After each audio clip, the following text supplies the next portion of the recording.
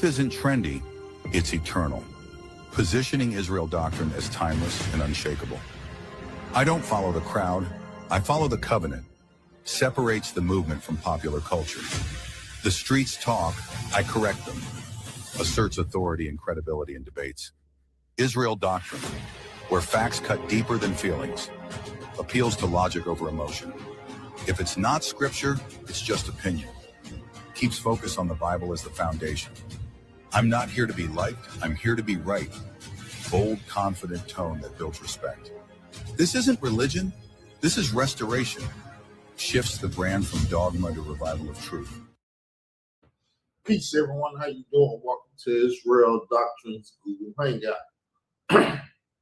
I'm your host, Carl Lambert, and today's topic is Trump administration takes aggressive steps limiting transgender care for minors. In a major policy shift, the Trump administration has announced sweeping new actions aimed at severely restricting access to gender-affirming medical care for transgender minors across the United States. This marks one of the most aggressive federal moves yet on an issue that has been a flashpoint in national debates over healthcare, civil rights, and the role of government in personal medical decisions.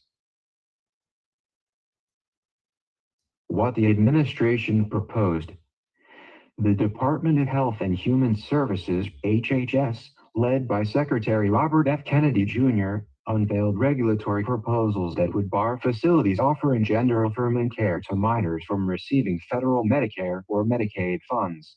This could force many hospitals to stop providing treatments like puberty blockers, hormone therapy, and related medical services for transgender youth. So it seems that the administration is protecting our youth. Some proposals would also stop Medicaid and CHIP from covering gender-affirming treatments for minors, and potentially redefine gender dysphoria classifications used in healthcare and disability protections. Trump do a lot of things, but if he's protecting the children, I ain't got any yet, but I choose to try to participate one day. Critics say additional rules would target not just medical interventions but also gender-affirming products, like binders, by restricting how they can be marketed to young people. So as you can see, our future, I would say, is looking better. Administration's justification. Officials have framed these proposals as protective measures, arguing that gender-affirming care for minors is unsafe or inappropriate for children and that the federal government should not fund such treatments. Trump administration statements describe these procedures as harmful and not in the best interest of youth. Not in the best interest for youth. What grown-ups are supposed to do, step in and protect the youth. Strong criticism and legal challenges. Major medical organizations, including the American Medical Association and American Academy of Pediatrics, support gender-affirming care as medically appropriate when clinically indicated and tailored to individual needs. They argue healthcare decisions should be made between families and doctors, not politicians. Family and doctors, not politicians. Family, y'all need to do better in raising your children. The politics of today shouldn't have to step in and protect your children. With that said, hit the notification bell. See y'all later. Peace.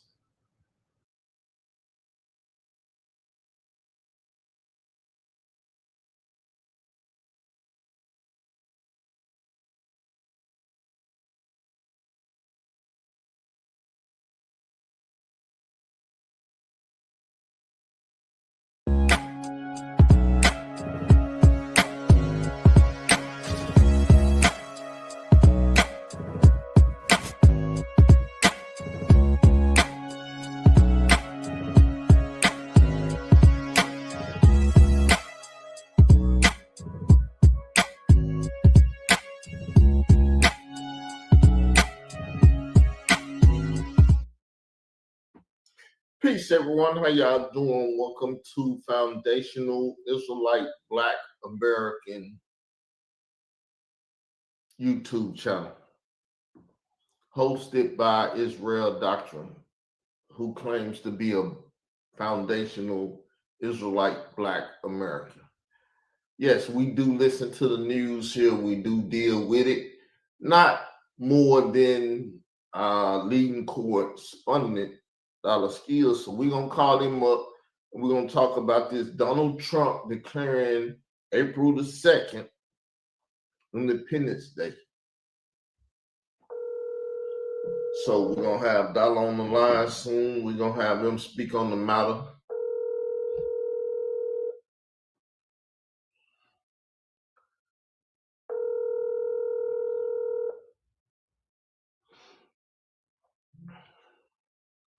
Dollar, peace. Hello? Peace, how you doing? I'm good. How's it going down, brother? It's good. Trying to speak on today's topic, Donald Trump declaring April the 2nd, 2025, Liberation Day. Yeah, well, first, I want to just recap, because I think some things have changed. The last show we did, for the people listening, was Donald Trump's FBI Director Cash App Patel was confirmed, and the main topic was declassification. That show you guys can search in the Israel Doctrine channel. Donald Trump, FBI Director Cash App Patel confirmed. We spoke a lot about declassification, and the reason I'm starting this show, which is obviously April 2nd, Liberation Day for America. I'm going to get into why, but I'm bringing up the previous show because people might want to go back and kind of catch up, because some of the things that I'm going to be speaking about is covered in previous shows, mainly that some things changed since the last show. The last show, I instructed everybody that the declassification as it relates to MLK, JFK, and RFK would have been released 40 days from back then by Anna Paulina Luna, which is the congressional, she's a congresswoman for the 13th Congressional District of Florida. That changed. What has happened since the last show is the JFK files were released. They slowed down releasing everything, I think, because they didn't want too much information to overwhelm the people. So the MLK files and the RFK files are still coming, but the JFK files have been released. Now, to get into what's going on with April the 2nd, I thought it would be good to do a show about this because it kind of lines up. Everybody that watches the platform knows Brother Carl, Israel Doctrine, is dropping a documentary or a docu-series on what happened to that boy on April the 1st. And by coincidence, some big things are going to be happening here on April the 2nd. And this is based on a post that Donald Trump put up on his Truth Social website a couple days ago. So I'm going to read it, and then we'll get into what this is all about. So this is Trump's post, and he basically posted an announcement. It says, President Donald J. Trump announced today that the United States of America will be putting what is known as secondary tariffs on the country of Venezuela for numerous reasons, including the fact that Venezuela has purposefully and deceitfully sent the United States undercover tens of thousands of high-level and other criminals, many of whom are murderers and people of a very violent nature. Among the gangs they sent to the United States is Transgender, which has been given the designation of a foreign terrorist organization. We are in the process of returning them to Venezuela. It is a big task. In addition, Venezuela has been very hostile to the United States and the freedoms which we espouse. Therefore, any country that purchases oil, this is the key, and or gas from Venezuela will be forced to pay a tariff of 25% to the United States on any trade they do with our country. All documentation will be signed and registered, and the tariff will take place on April the 2nd, 2025, which is Liberation Day in America. Please let this notification serve to represent the Department of Homeland Security, Border Patrol, and all other law enforcement agencies within our country have been so notified. Thank you for your attention to this matter. So basically, he's calling April the 2nd the beginning of tariffs, which is something that people got to do a little bit of research on. But April the 2nd is the day that Trump's tariffs are going to turn on various countries. Now, to understand the way that the United States funds its government, it funds its government through taxation. So obviously, everybody who pays their taxes know that that tax money is how the U.S. funds the government, and that comes from internal revenue. So basically, all of the citizens of the United States that own businesses and work 9 to 5s, et cetera, they pay taxes. That tax money is used to fund the United States government through the IRS. What Trump is doing is he's doing tariffs. Now, what a tariff is where other countries that want to do business with the United States pay the tax externally as opposed to taxing the citizens. So there's a lot of misinformation and disinformation about Trump trying to only create tax cuts for the billionaires. No, Trump is trying to get rid of the income tax as a whole for all citizens of the United States, meaning you will no longer have to pay an income tax. That's not going to happen right away, but it begins on April the 2nd because to understand what I was explaining, the government is funded by the internal revenue or the taxpayers. On April 2nd, Trump is going to start putting tariffs on various nations that do business with us. He did it in his first administration on China, and he brought in about $200 billion in revenue by charging them a tax to sell their products here. Now, in this administration, he's doing it on various countries, Canada, Mexico, Venezuela, countries who do business with Venezuela, China. So now the United States government is going to start liberating itself and bringing in money from outside or external revenue to fund a much smaller government. That's the reason why Trump is also, if everybody's been watching the news trends, firing people. He's shrinking the size of government. So the first thing that he's doing is he's making the overhead to fund the government a lot cheaper by getting rid of waste and fraud with Elon Musk in the Department of Government Efficiency. Right? So what he's doing first is making the overhead to fund the government cheaper. Then on April the 2nd, the tariffs kick in, which is going to start bringing revenue into the United States from external sources.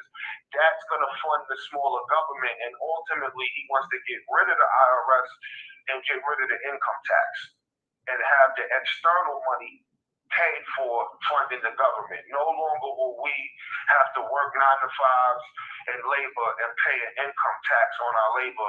The people who want to do business with us will do that. So that gives you a background on why he's saying April 2nd begins Liberation Day, because the United States for a very long time has been being robbed by foreign interests. And I'm going to explain this and tie some of the D-class, because the other thing that happened, which why I referenced the previous show, Donald Trump, because we spoke about Crossfire Hurricane, which was a declassification of a scandal. This is probably going to be the biggest scandal in the history of the United States of America as it relates to what they did as a whole. But Trump, and I'm reading an article from March 25th, which was 3 days ago. Trump orders the FBI to declassify documents from Crossfire Hurricane Russia investigation. So we spoke about this, that D-class, or the declassification of documentation, starting with JFK, leading all the way up to the 2020 election, is going to bring the House down. This is not business as usual in politics as we know it. This is unprecedented. So basically, I'm going to just read a brief article from 3 days ago. It says, President Trump signed an executive order Tuesday directing the FBI to immediately declassify files concerning the Crossfire hurricane investigation, the agency probe launched in 2016 that sought information on whether Trump campaign members colluded with Russia during that presidential race. So, like I said, we spoke about this, which is that when Donald Trump won the election in 2016, Operation Crossfire Hurricane was initiated against him by the previous administration, which included Hillary Clinton, who was running for president at that time, Barack Obama, who was president, Susan Rice, the national security advisor. They basically had an investigation opened up on Donald Trump that basically allowed them to put a bug or tap the Trump Towers and the White House. All of the information of what they did has been declassified or ordered to be declassified and released to the American public. It's going to expose that the United States government was overthrown in 2020 by the Democrats and with the help of some Republicans. And it's going to show that back in 2016, they put an illegal wiretap in the White House and in the Trump Towers, alleging that he was colluding with Russia, which was all found to be false in the first impeachment of Donald Trump. They tried to impeach him for that. They put together a phony dossier that claimed that he was in a Russian hotel doing unsavory things with underage teenagers, and then they tied that to a telephone call he had with the leader of Ukraine that involved investigating Joe Biden and his son, Hunter, for selling U.S. trade secrets and things of that nature. So this has been an ongoing fight. But the reason why I'm bringing all of that up and tying it to the April 2nd Liberation Day is because this is the key. This goes back to JFK. And that involves what some people might have heard in the press, U.S. aid. U.S. aid is how all the foreign countries receive aid from the United States. It was set up by John F. Kennedy and his administration, and it has been being used as a slush fund to send money overseas and launder the money back into various politicians and political figures' pockets. So I'll give an example for people to kind of, back in the days in Living Color. And Living Color had a skit with Sally Struthers with the Ethiopian children. It was making a parody that the funds that are supposed to go to the children of Ethiopia wasn't going to Ethiopia, it was going to Sally. So that's what has actually been going on in real life. Ever since the 1960s, this fund that JFK set up, and mind you, they killed JFK. So they killed JFK and they took control of this fund, and they've been using it to funnel money for various charitable missions all over the world. But the problem is only a small percentage of the money for all of these different things is making it to the actual charity. Instead, the money is being funneled through different companies and sent back to political figures in the United States and lining their pockets with billions, if not trillions of dollars, which all comes from the taxpayers. So remember what I said in the beginning, the taxpayers fund the government.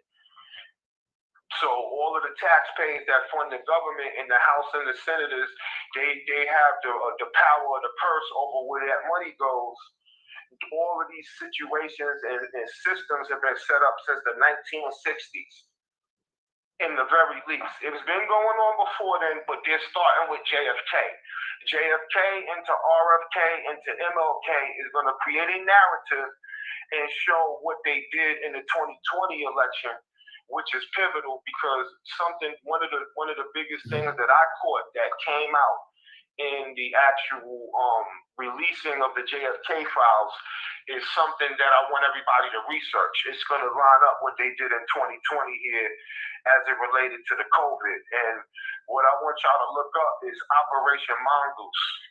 This is some of the stuff that came out in the declassification of the murder of RFK and who was involved, whether or not there was one or two shooters and a whole bunch. It was 80,000 pages of documents that was released. So people are still sifting through this stuff and finding different new angles and things that wasn't already released in former classifications. Obviously, they did a JFK movie, so there were certain things that were known, but now everything has been released. Unredacted, by the way.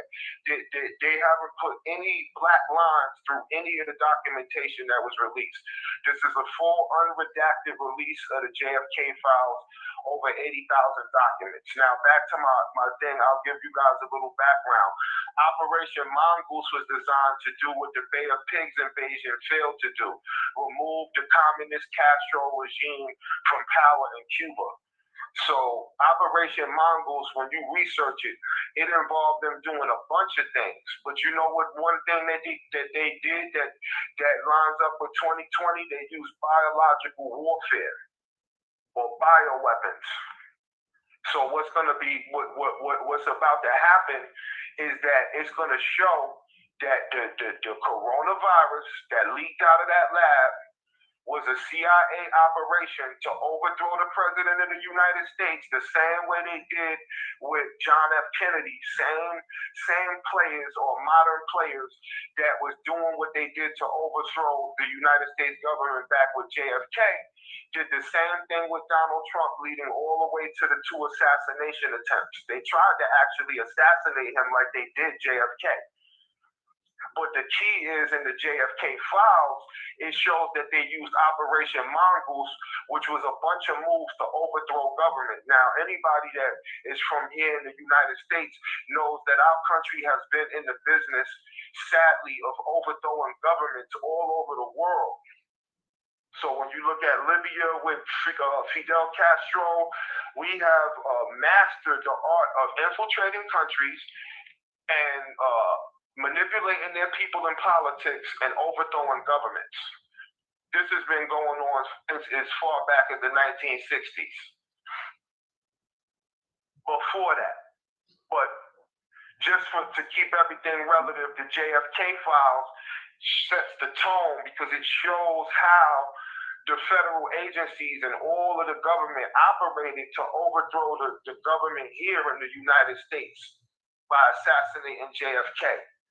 And then seizing the funds that's in the U.S. aid, which Elon Musk, when he came in Trump's administration, he's been auditing every federal agency. The USAID was audited, people are being fired, government contracts are being ripped up, and we are moving towards a new world order. And it's supposed to begin or start on April 2nd.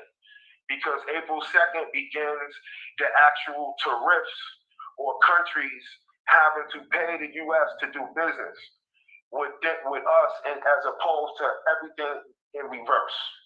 They've been laundering our money, and foreign countries have been benefiting from the United States.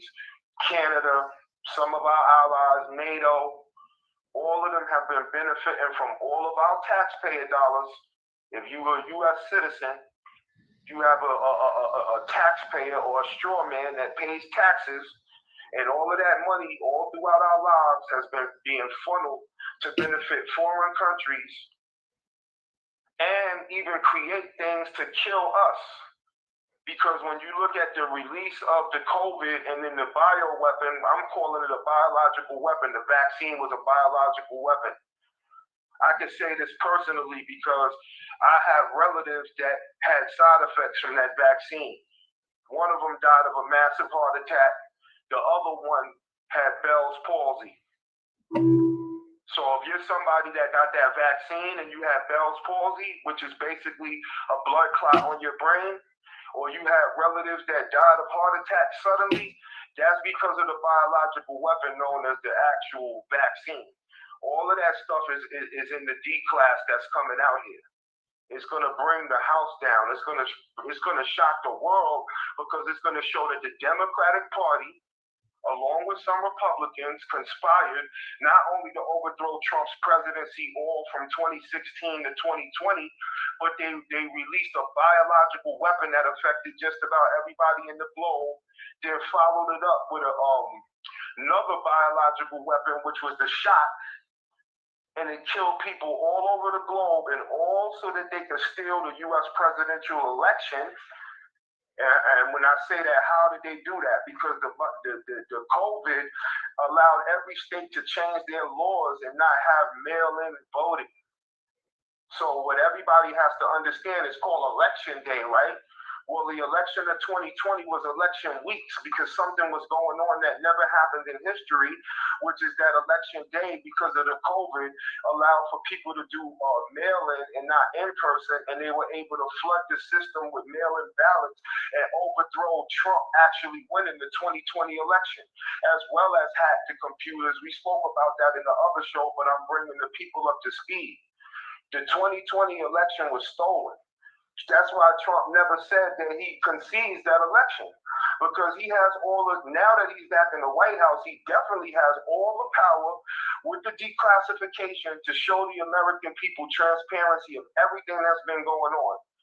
All the way back to 2016 with Crossfire Hurricane, how they bugged the White House and the Trump Towers and try to line him up with Russia, and then how they used the COVID to set up the election, and then how they used January 6th with federal confidential human sources from the CIA and the FBI to infiltrate those peaceful protests, turn them into riots, and try to hit him in reverse with the Insurrection Act, when it was them that had the power to protect the Capitol, the DC mayor, and the Speaker of the House.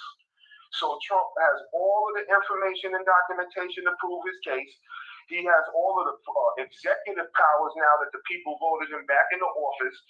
He's trying to fix the economy by flipping the tables around on the rest of the world and say, hey, you guys are all benefiting from selling your products in the U.S. We're going to start taxing you so that we can take the tax burden off of our citizens through income tax, and then free the people, or liberate the people in the very least, because I have my own take on liberation and freedom. Is two different things, but liberation in the very least from the tyranny of what has been going on for as far back as the 1960s and before that. But 1960 was when they really did it, because when they killed JFK and they set up this U.S. aid, they've been funneling money through so-called charitable organizations that are supposed to have missions to help people all around the world, but it's benefiting people's pockets here.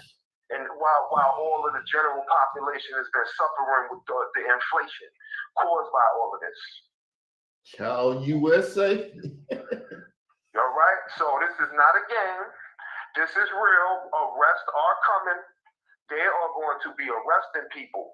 And you see what's going on right now. I ain't going to say too much, because the documentary, I know it involves you having different interviews. I did an interview with you. You did some other interviews. It's a docu-series. The documentary to me is like an every year thing. Like, until they bring justice with the boy, the documentary really been going on for 8 years as a docu-series, because the documentary is just Brother Carl and all of the people who was involved lives being put before all of you people back and forth on the internet for 8 years. The documentary been done. So all the arguments about Carl said he was going, the documentary is just the day-to-day, because they haven't answered the question and they brought justice to that. So yeah, all right, on April the 1st, Brother Carl doing the docu-series, but until they bring the justice, look for a documentary every year, or really every day, because it's a rolling documentary. All these things are relative. Or it can be stated it's a living documentary. Yeah, the body politics is alive. So it's like a living trust, I'll call it, with the trust law.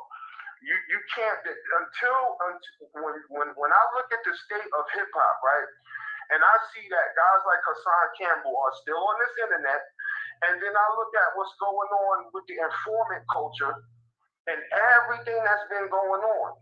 This every single day is a living documentary about the testament of what happened to that boy, because all of these people are caught 100%, and everything that's moving in the politics is aligning everything for us to come out right, no matter what they do, because they didn't bring the correction on that. I don't care what nobody tells me. When I'm seeing what's going on in hip hop right now with that Big U, WAP 100, Adam 22, the jig is up. Everybody, y'all are trying to slowly bring us into the fold that yes, these guys are informants and yes, they're working with the federal government, but it's all corruption. When you reach out past the internet like they did with strategic lawsuits against public participation and things of that nature, misuse the public trust and all of that, and then still not bring the justice, oh, this is an ongoing thing. It's going to keep going on maybe to the end of time until they do the correction. Because if they declassifying stuff from 1960 in 2025, you're talking about, let's say 50, 60 years it took for the federal government. There will maybe in the future be a day of declassification that's going to expose everything that they're doing now. But at the same time, I think it's being exposed now because when you understand what Trump is doing and what USAID is and what the JFK files are showing that the federal agencies has been doing, then it pretty much is a no-brainer what's been going on in the YouTube streets with all of these COINTELPRO dudes and what they've been doing on this internet. So the documentary is an ongoing thing, and I'm gonna say this much I know: the documentary doesn't even get into all of that yet. Other than the fact that we're talking about it right now, the documentary for what happened to that boy is an ongoing thing. In my mind, the final documentary is something so intricate because when you look at what's going on right now in our politics with Trump and what's been going on around the globe and how these different charities have been doing what they're doing, knowing what all of these charities are, non-governmental organizations, and how they were receiving grant money from a lot of those funds that Elon Musk is auditing right now, it's going to tie all this stuff together. And there's no way that anybody's getting out of it because of the fact that I believe on this side we got the truth. So we don't really even got to do much posturing or anything. We just got to just stay with the facts that dude came out on this internet, said he took a photo to kill a person that was allegedly being molested or statutory raped or whatever, which way. And the Associated Press was breached when they came out telling two different stories, and then all of that would be good because freedom of speech rights and you could lie and you have a right to choose death and all of that. But then when people started to get involved and try to solve that and they reached out past the internet and then did all of that, what they did, then that's it. They sealed their fate. They should have just left the YouTube banter because then they would have been able to use certain defenses that they're trying to use. That's not the case. The case is they reached out past the internet, put people's names in false court claims and activated the police state and lied to YouTube and did all of this stuff. And then dude is still sitting up on the internet poking his chest out, talking about he's not the informant, but Wax the informant. These dudes are all working, but at the end of the day, they about to get their whole situation dealt with because the Most High is working. It ain't what I'm saying, it's just the facts of what's happening in nature. Look at what's going on. Look at what we're talking about. April 2nd starts Liberation Day, and I ain't going to be too long-winded. I'm going to close out like this. My brother called on this platform, told everybody that the Bible is the best tool for our liberation. And I seconded that. I said, you're right about that. Now, all of the people who deal with comedic science and maybe atheists or whatever, they better start looking back at that Bible again because everything that Trump is doing is biblical.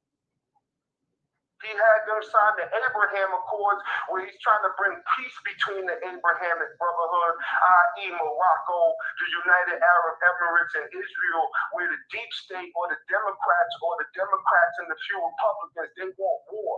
They want to try to keep everything in the land of Israel with Palestine and all of this argument. Trump just wants peace. He wants peace in Ukraine. He wants to end the endless wars. Because that's what they've been doing, getting us in wars that carry on for 20, 30 years, hundreds of thousands, if not millions of genocide and death in all of these foreign lands, all based on that U.S. aid and these political parties.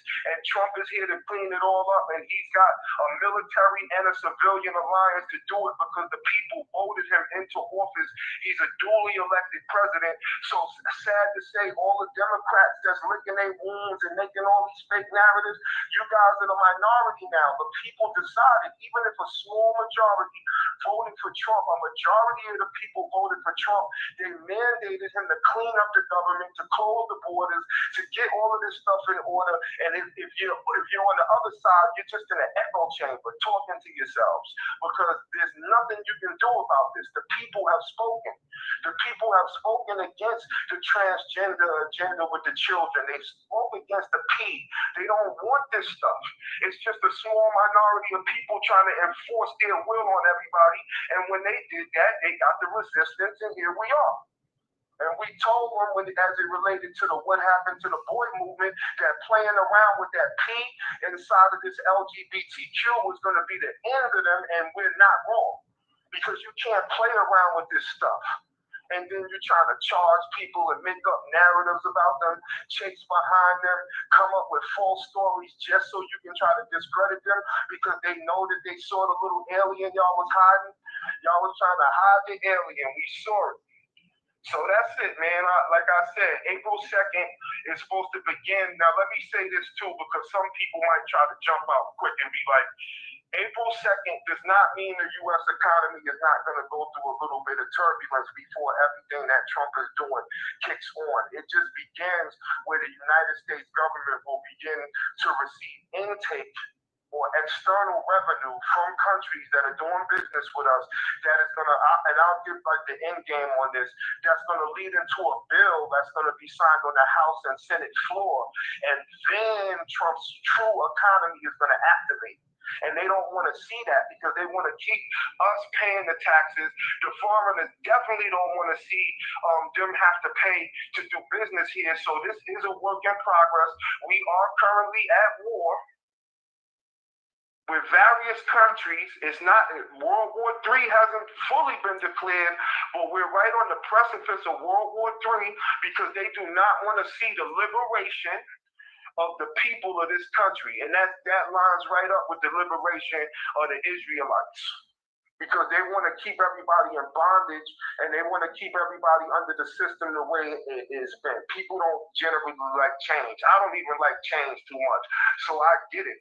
But things have got to change on this internet, in this country, in our households. Things have got to change.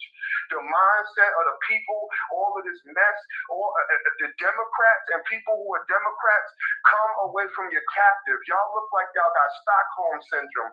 They stole the election from y'all. They took Joe out. Joe was who y'all primaried and voted for. They gave you Kamala, and they lost. They lost. If you stick with that party that also released a biological weapon and had y'all all get an enforced vaccination and catch Bell's palsy, they knew exactly what they were doing to try to overthrow the United States government, and they technically did, because Trump let them in 2020. He let them overthrow the U.S. government so that the people could see that these people are wicked to the core. They don't care nothing about the country. They only want to see chaos and destruction. And this is what we're dealing with. We are at war. They're trying to, I'll say this last thing and then I'll close out. The show that we did prior, I said that this is all going to expose that people within the U.S. government were secretly selling uranium on the black market to have here hit with a nuclear weapon, or to use a nuclear weapon as a false flag to bring us into World War III. Because they want to overthrow this country's constitution and get rid of it once and for all. And no, they didn't care about death, because death is a casualty of war. So a lot of you same people out here still pushing and promoting and fighting for these frats and these parties, they'll kill y'all. They don't care about y'all. And my proof is in the pudding is that they forced the vaccine on many of y'all, and y'all all know how you felt when you got the vaccine. You know you felt it wasn't right. You know you watched your relatives have heart conditions and Bell's palsy and all of these different things. Wake up. There's still time for people to change. So all of the people who's adversarial to us, I'm going to say it like this. Y'all better get on the right side of history. We're not on the wrong side of history. If you're in opposition to us, in my humble opinion, you're on the wrong side of history. Find a way to extend the olive branch, because what's coming down the pipe is going to be what it is. And that's it, man. after Bam got out of the hospital to figure out what really happened, and he gave me the picture of a light-skinned Puerto Rican little boy that looked just like me after Bam got out of the hospital to figure out what really happened, and he gave me the picture of a light-skinned Puerto Rican little boy that looked just like me as a kid. And he gave me that picture because I was going to be the one who killed that boy for Africa Bambaataa. All right, y'all, that's the show. Hit the notification if you want to know more about upcoming shows. Peace. We're out. Peace. Throughout history, several historical groups and civilizations have been documented as having connections to ancient Israelite heritage while being of African descent. Here are some notable examples. The Beta Israel, Ethiopian Jews, a Jewish community that lived in Ethiopia for centuries. The Lemba people of southern Africa, who maintain traditions and practices similar to Jewish customs. Various communities in West Africa that have maintained traditions and practices that scholars have linked to ancient Israelite customs. It's important to note that this topic involves complex historical, genetic, and cultural evidence that continues to be studied by scholars and researchers.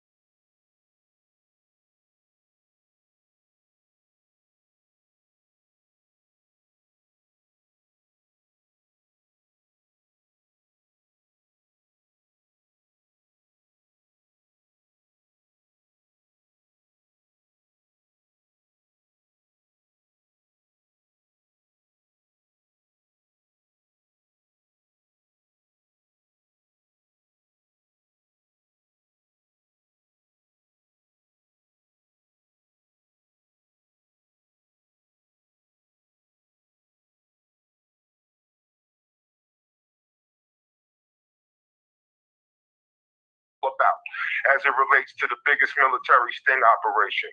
It's Uranium One. Now, Uranium One is allegations against the previous Barack Obama administration, including Joe Biden, that uranium was being secretly sold on the black market in order to stage a coming war with North Korea, and then to have the U.S. lose the war. So back to our previous shows, what I was explaining was that when Donald Trump was elected president in 2016 and came into office, he was able to now get a security clearance to see all the declassified or classified documents that was in the government's possession. And because he was able to see the classified documents, he was able to see what the previous administration was actually doing as it relates to a lot of things. But Uranium One was where they were alleged to have been selling U.S. uranium on the black market so that down the line, which would be around the time that Joe Biden was leaving the White House, last year we would be pushed into a war with Russia and North Korea, and that uranium would be used in either a false flag event or in some way to kick the war off so that here could be attacked from an outside source and lose that war. So we have true infiltration in our country at the highest levels of government. And what we see now with Trump in his second term is unprecedented. He is dismantling the so-called deep state or the administrative state that has been in play as far back as 1913 under the Federal Reserve Act. So the central bank and how our money system flows with the U.S. Treasury, the Federal Reserve was established in 1913. It's a Western central bank that basically charges us interest on the printing and circulation of our Federal Reserve notes. Puerto Rico, correct? Yes. Yes. So Uranium One is the big connection for why this is the biggest military sting operation in history, because it involves a plot to plunge us into a war. And now I'm going to kind of use some other wars to show you that as democracy has been spread around the world, what we can see in a pattern is that a lot of countries have been overthrown. Like one key country in particular is Libya with Muammar Gaddafi. Everybody knows who Gaddafi was. He was trying to put Libya on the gold standard. He wasn't able to achieve that. He was murdered and dragged through the streets of Libya, and Libya was overthrown. So all of these countries that the U.S. has been waging war in since Iraq, Afghanistan, they have installed democratic systems, but their playbook is to infiltrate the country, overthrow the government through a political uprising, and then bring the military attack in and change the course of history in those countries. That playbook that they've been running outside the U.S. is the exact playbook I'm speaking about that they were trying to run on the U.S. to overthrow our government here and install a democracy and get rid of the republic that the Constitution guarantees us. And I want everybody to do this research. If you look in the United States Constitution, the Constitution does not have the word democracy in it at all. What the U.S. Constitution affords all of us as U.S. citizens is a constitutional republic, not a democracy. Democracy is something that came a little after the forming of this country, but it is not secured by the Constitution. The Constitution speaks about a republic. So what we're witnessing is an attempt to overthrow the republic once and for all, get rid of the Constitution by Democrats and Republicans alike, because this is not about going after all Democrats. Like I said in previous shows, if you voted Democrat at your local level or for former presidents, you're not technically a criminal because you voted Democrat. This is about the upper echelon of the party and what they've been doing to the Democratic voters, unbeknownst to a lot of people, which is trying to overthrow the entire United States Republic that is guaranteed by the Constitution. And they used Crossfire Razor, Crossfire Hurricane, and what I just explained about Uranium One, which is selling U.S.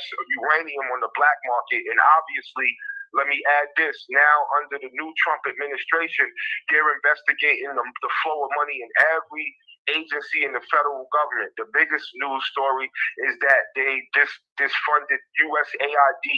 So USAID is a huge program that does a lot of work for soft power overseas with different charitable organizations and non-governmental organizations to provide assistance to various countries in Africa, the Middle East, and how those charitable organizations have been being used as fronts to launder money back into the pockets of various politicians.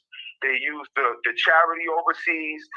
As an example, they were giving out condoms to people in Mozambique and millions of dollars to sponsor this. And they say that it was to help the AIDS epidemic over there.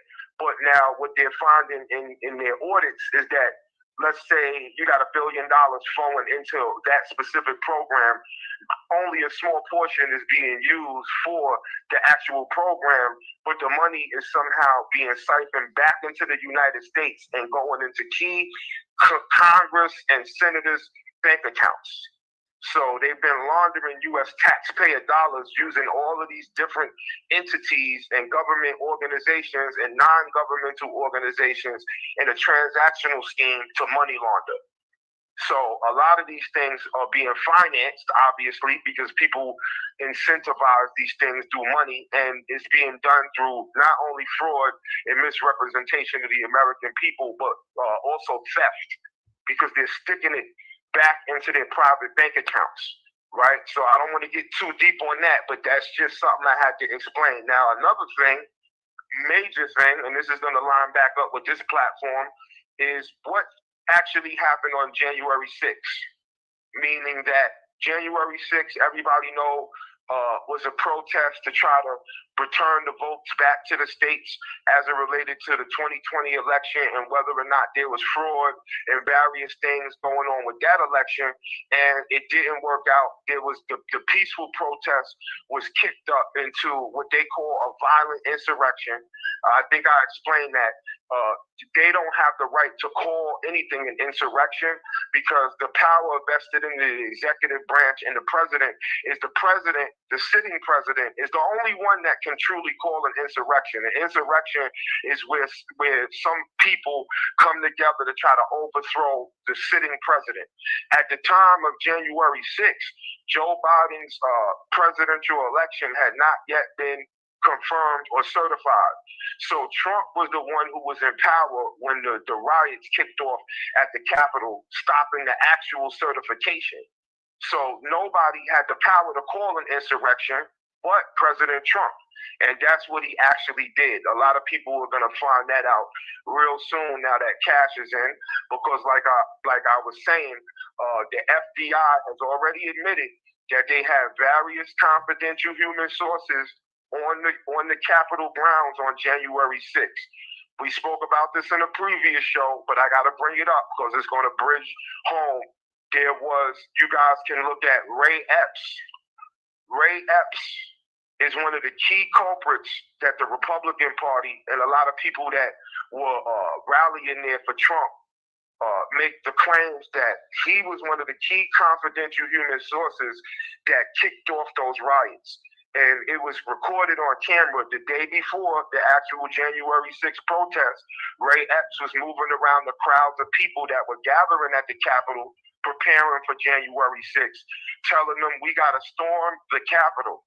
And people called him out as a federal agent because they were like, we're only here to peaceful protest. So there's a video that most people could look up and find if you type Ray Epps of people pointing him out the day before January 6th, 2021, or January 5th, 2021.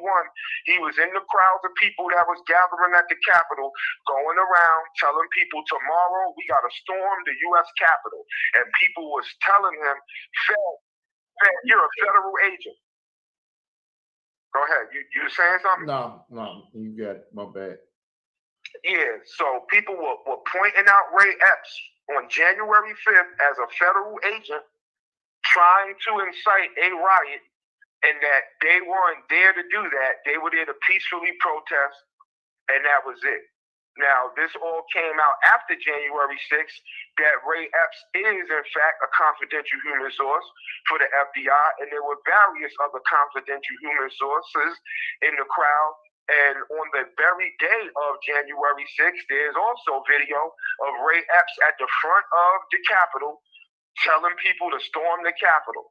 Now, obviously, he was in the front, and people did storm the Capitol, but what they don't understand is that also involved the D.C. area police. The D.C. area police, who was managing the crowd at that time because Donald Trump offered to have the National Guard. He offered the Speaker of the House, Nancy Pelosi, and the actual mayor of D.C. People have to understand that who's in charge of the Capitol? The actual Speaker of the House and the mayor of Washington, D.C., their job is to protect the Capitol. Now, the president at that time, Donald Trump, he knew that there was a potentiality for civil unrest to be kicked off at the Capitol at his protest on January 6th. So he offered the Speaker of the House at that time, Nancy Pelosi, and the mayor of D.C., the National Guard to insulate any civil unrest that might kick off. And guess what they did? They denied it. they said they didn't want the National Guard on the ground. That's where Trump kind of exonerates himself from the allegations that he kicked off those riots with his speech that day, because he had already offered them to have the National Guard on the ground. They declined it. And instead, what we had was a bunch of confidential human sources from the FBI infiltrate a peaceful protest and turn it into a violent riot. So basically, Cass Patel now being confirmed, he's going to unravel all of that. They're going to unravel what really happened in the January 2020 election. And what I'm telling everybody, we spoke about this before, but it's relative to Cass too. Fraud vitiates all. Donald Trump has all of the documentation and information from all the angles of how they stole the 2020 election. They're getting ready to release that on the American public. It's going to shock the world. Because when they drop all of this information, which involves who the confidential human sources, what role the FBI played in the actual insurrection to overthrow Trump's presidency, not the other way around. It wasn't Trump trying to overthrow Joe Biden's election. It was them overthrowing the fact that Trump actually won the 2020 election, and they were inside of a military sting operation, whether they knew it or not. And Cass Patel was a pivotal person in that role at that time, because Cass Patel let it be known that based on his tenor in intelligence, that the actual January 6th thing was planned at least a year before January 6th. So they already knew that they had to figure out a way how to get Trump out of power in 2020, and they planned for the events that took place at January 6th, way before January 6th. And Cass Patel, that's why they didn't want him to be. Let me say this too. Cass Patel, of all Trump's picks, they slow walked his confirmation, which went down yesterday, the longest of anybody else's nomination. So Trump had RFK Jr., he's now the health secretary. He had Pam Bondi, she's now the attorney general. He had Cass Patel as his pick for FBI director. They slow walked this thing. It took like 3 weeks to get Cass Patel's confirmation yesterday, because the week before, the Democrats made one of the moves that they could make, even though they don't have the majority, which was to push Cass Patel's confirmation back like a week. So by the time they did all of their posturing and things, it took about 2 to 3 weeks to get this confirmation yesterday, because they know that Cass Patel is like the end game. Cass Patel now has the power and the FBI power with the Attorney General power to go deconstruct everything they did, bring the declassification out, and prosecute these people. And when I say prosecute, some people are going to be prosecuted at the state level by specific attorney generals. Others are going to be prosecuted by the federal government. And the third, which is the worst, is going to be prosecuted internationally in military tribunals. This is not a game. This is not business as usual, as we know U.S. politics to kind of over the last 30, 40 years to be a certain kind of way. This is unprecedented. A lot of people is in a whole lot of trouble for what they've been doing. So let me recap. You want to look at Crossfire Razor. I explain what that is. You want to look at Crossfire Hurricane. I explain what that is. You want to look at the Uranium One deals. That's them selling the uranium on the black market. And then you also want to be looking out for the full declassification of what took place on January 20, the election of 2020 in November. Because I told you guys before, go on Rumble, look up Maria Zack. She spoke on the Senate floor, and she dropped how they caught intelligence overseas and foreigners hacking certain election systems in 2020 in certain states and flipping the votes that were going in the machines from Donald Trump to Joe Biden. So when the actual declassification of what happened in the 2020 election comes, fraud vitiates all. That means everything from 2021 post the inauguration of Joe Biden till 2024, where Trump won and came into the White House, was a crime.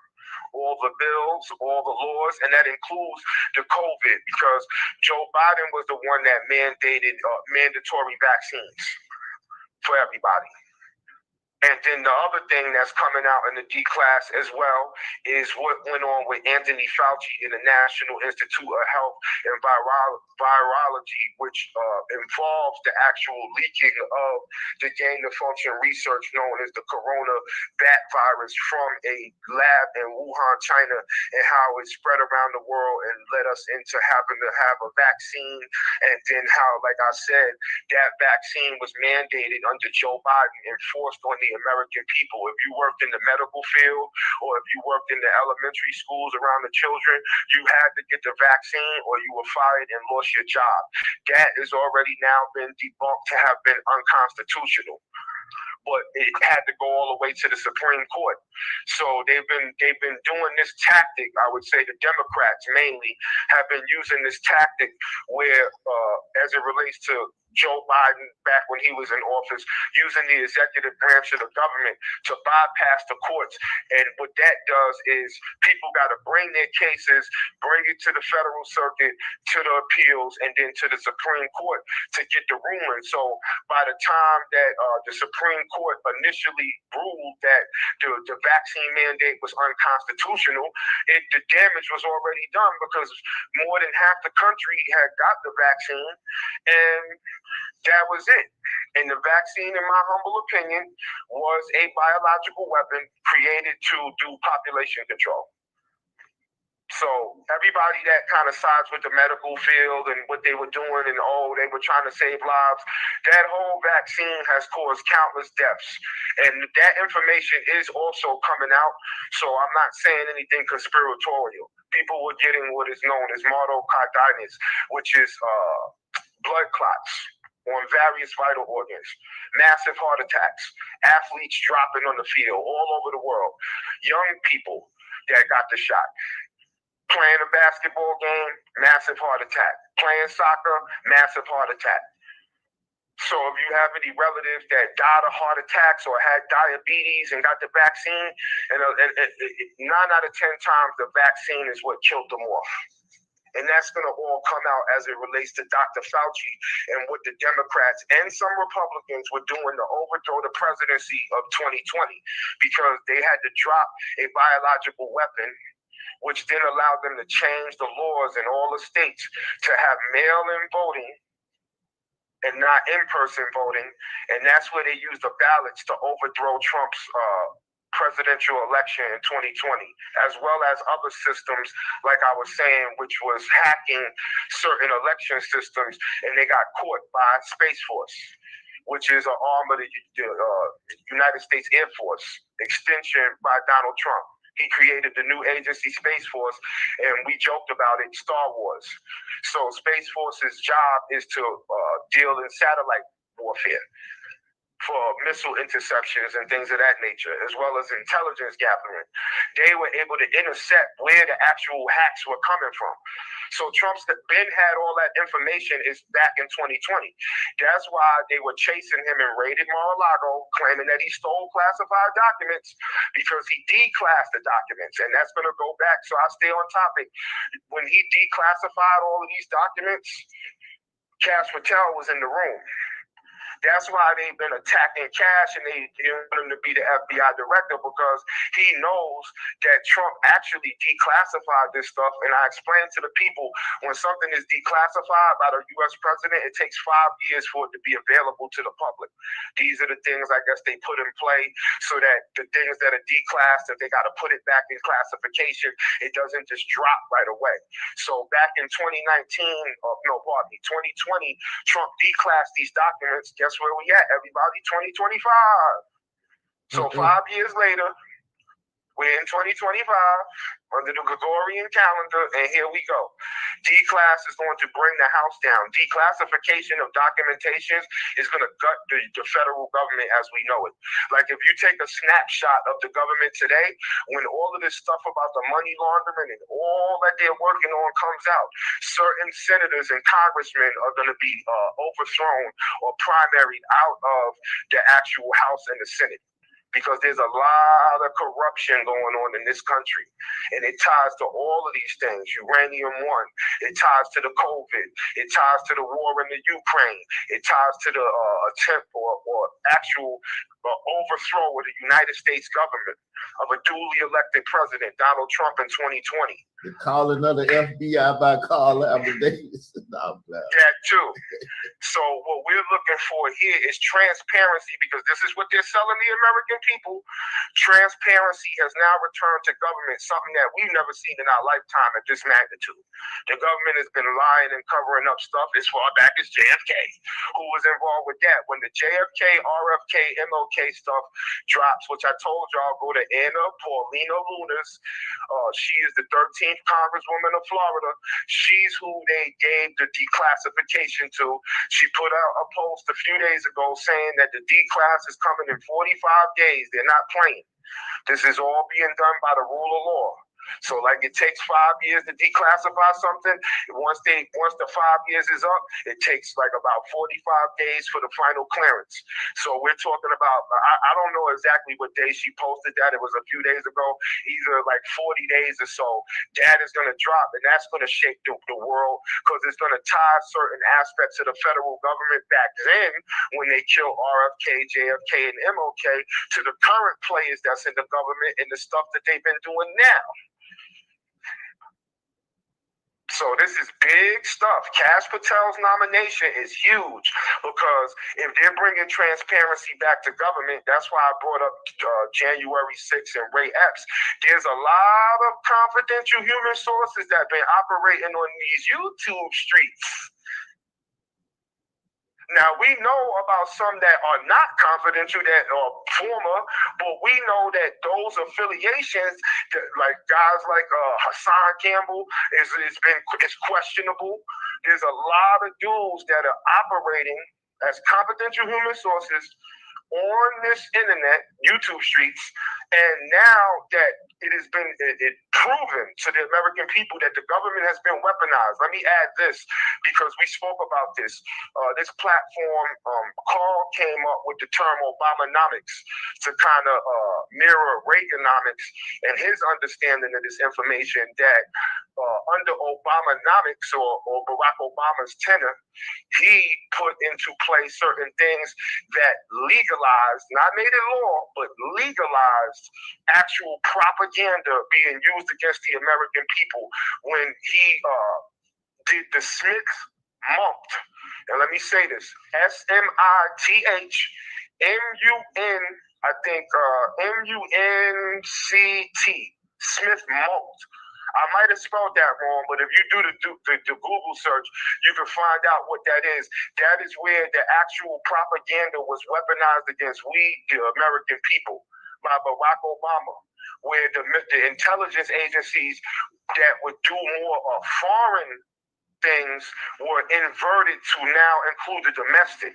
So a lot of these charitable organizations and the fake news, that was all legalized under Barack Obama. So that might tie in to some of the stuff going on with Africa Bambaataa, Hassan Campbell, and why they've been playing this game that they've been playing on this internet now for about 8 years. They're in a whole lot of trouble.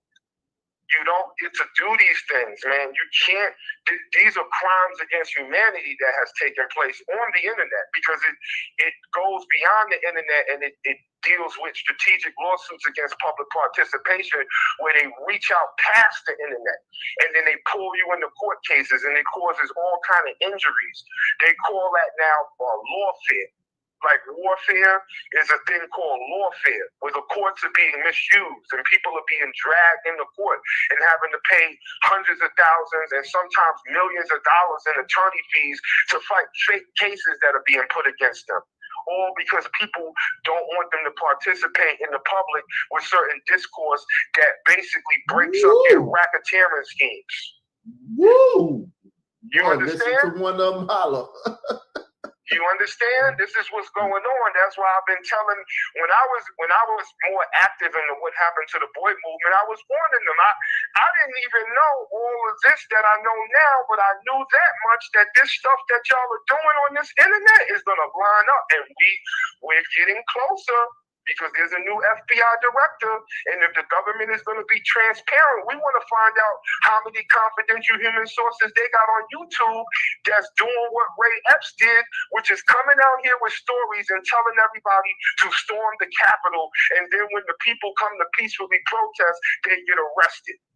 So let's just say that what happened to the boy movement was a peaceful protest that got infiltrated by informants and turned into a violent riot, and then people got arrested or put with strategic lawsuits against public participation, because that's exactly what they did to all the people at the Capitol on January 6th. Trump had to pardon them all. Why did he pardon them all? Because he knew that it wasn't their fault. He knew that generally the people that came to peacefully protest didn't realize that they were in an actual intelligence sting operation, because you had a bunch of confidential human sources and fraternities as it relates to the DC police that were activating the people and pushing them into the Capitol, because they were firing tear gas behind them. So if you're out in a crowd of people peacefully protesting and tear gas is being shot behind you, the only thing that they could do was push forward. And who was at the front of the line? Ray Epps. The same guy that was there on January 5th telling everybody we got to storm the Capitol, and people was like, he's a Fed, we're not storming the Capitol tomorrow. But they wound up getting pushed into the Capitol by the DC police and the confidential human sources and various other intelligence operatives, so that they could try to say that Donald Trump's kicked off an insurrection, which is not even sound law, because he was the president at the time, and the only one that can call an insurrection is the one that's the president, because an insurrection is when you're trying to overthrow a president. So Joe Biden wasn't president. He didn't have the presidential power to call an insurrection. But what they did instead was they used various operatives in the House and the Senate and all the big news media agencies to lie and lie and lie for 4 years about Trump started the insurrection. Trump made this happen. No, the intelligence agencies weaponized under the previous administrations, like Barack Obama and the Smith-Monk Act, and the House leaders, they're the ones that did all of that, and that's all about to come out under Yap Patel, y'all. They're going to charge these people at various levels. My Ray Epps has been quiet for a couple weeks and stuff because of this thing that's going on. How you doing, Ray Epps? AKA Lord Rodney Clark, Khalil Lamont. We want to know how many confidential human sources is causing an insurrection. Because really what they're doing is trying to overthrow the country with the stuff that they're doing through these intelligence operations, or I would say disinformation campaigns. You got dudes making millions of dollars on this internet with fake news. Now, the First Amendment gives you freedom of speech rights. You can say what you want to say. But this is why Donald Trump also said he's going to be officially making a digital bill of rights. Because one thing that the U.S. Constitution didn't account for was the internet. The founding fathers of this country didn't know about internet back then. So the internet, which is more of a new phenomenon, is something that they're having to deal with all of these things: government interference, private companies owning their own platforms and who they can censor and ban, and all of these things being detrimental. Because when you have a right to freedom of speech, but when you tell everybody he's got a gun and everybody storms the Capitol, but then you find out that was fake news, that's a crime. See? So you can say what you want to say, but you still got to watch what you say, because what you say could be used against you in the court of law, as they say, right? What you say can be used against you in the court of law. Life and death is in the power of the tongue. Use it if you want to. So here it is. We on YouTube. We in the YouTube streets. Shout out to the YouTube streets. It started on this platform. You got a bunch of what I believe to be confidential human sources that was tagged in on this internet to insulate what was going on with Africa Bambaataa. White 100 digital pit boss.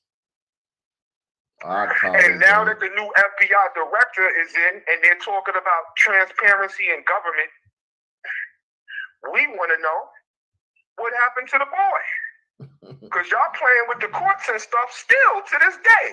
It's supposedly a case. We want to see it. We want to see what y'all going to do. We ain't going to misuse the courts over here. We just going to let y'all keep doing what y'all doing while all this other stuff is going down, because we already did what we had to do over here. We already contacted certain agencies to let them know what was going on. And now that we understand that the government had been weaponized at that time and why certain people wasn't dealt with, now that Donald Trump is back in and they're ripping up all of these, they're ripping through all the federal agencies, they're laying off people, firing people, and they're reinstituting our government back by the people, for the people, the republic, not no democracy.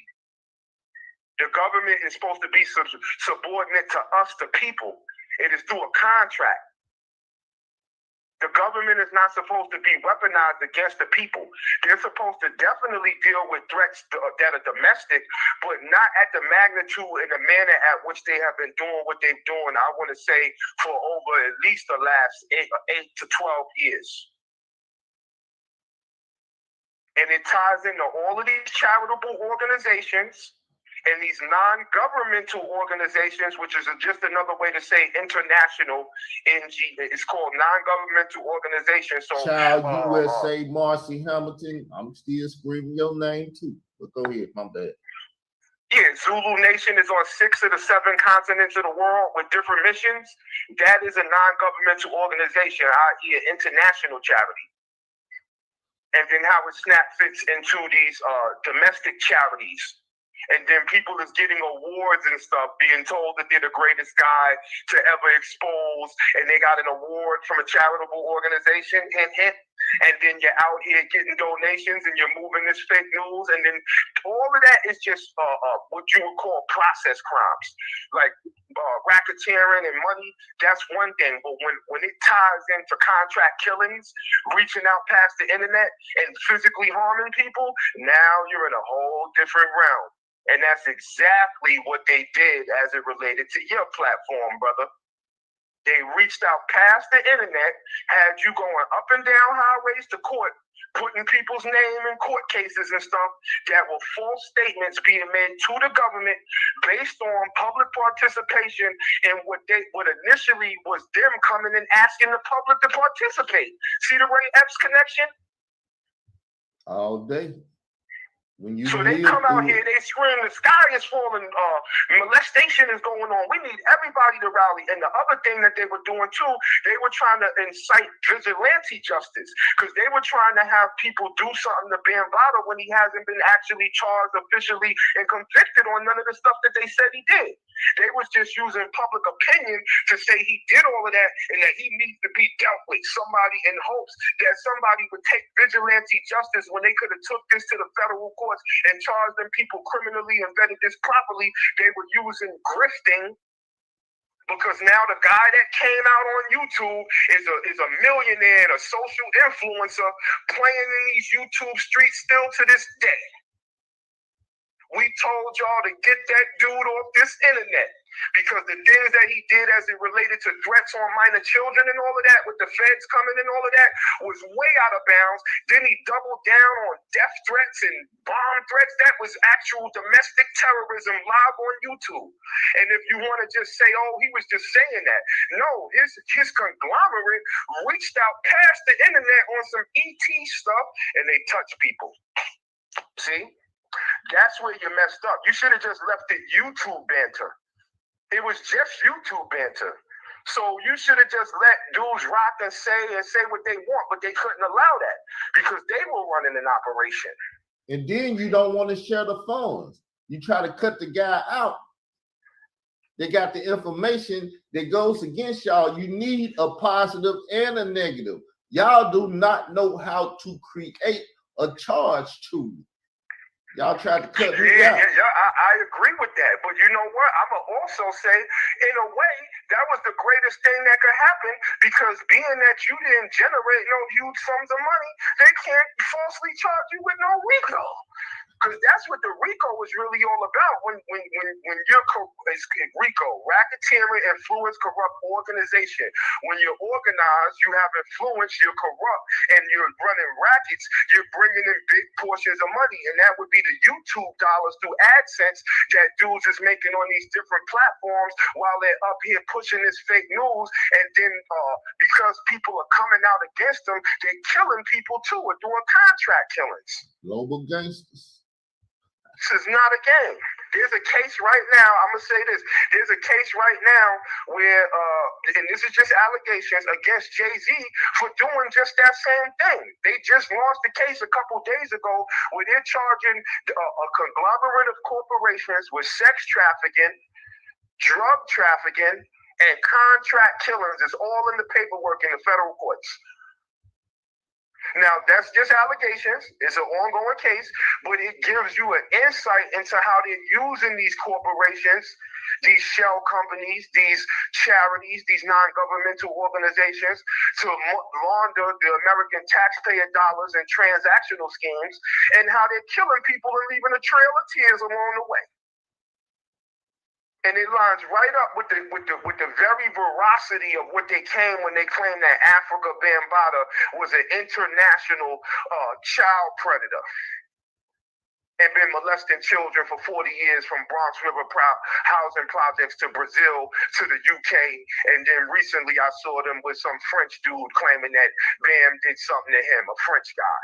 So they're playing around in their societies, the boule, and yes, there's a lot of fraternity stuff going on with Cash Patel and Trump and all of them too, but this is a war of frats. So at the end of the day, this confirmation is huge. So I don't want to, go too far off that. Let me just finish up because I don't want to be long-winded. Let me see if I missed anything. I spoke about Uranium One.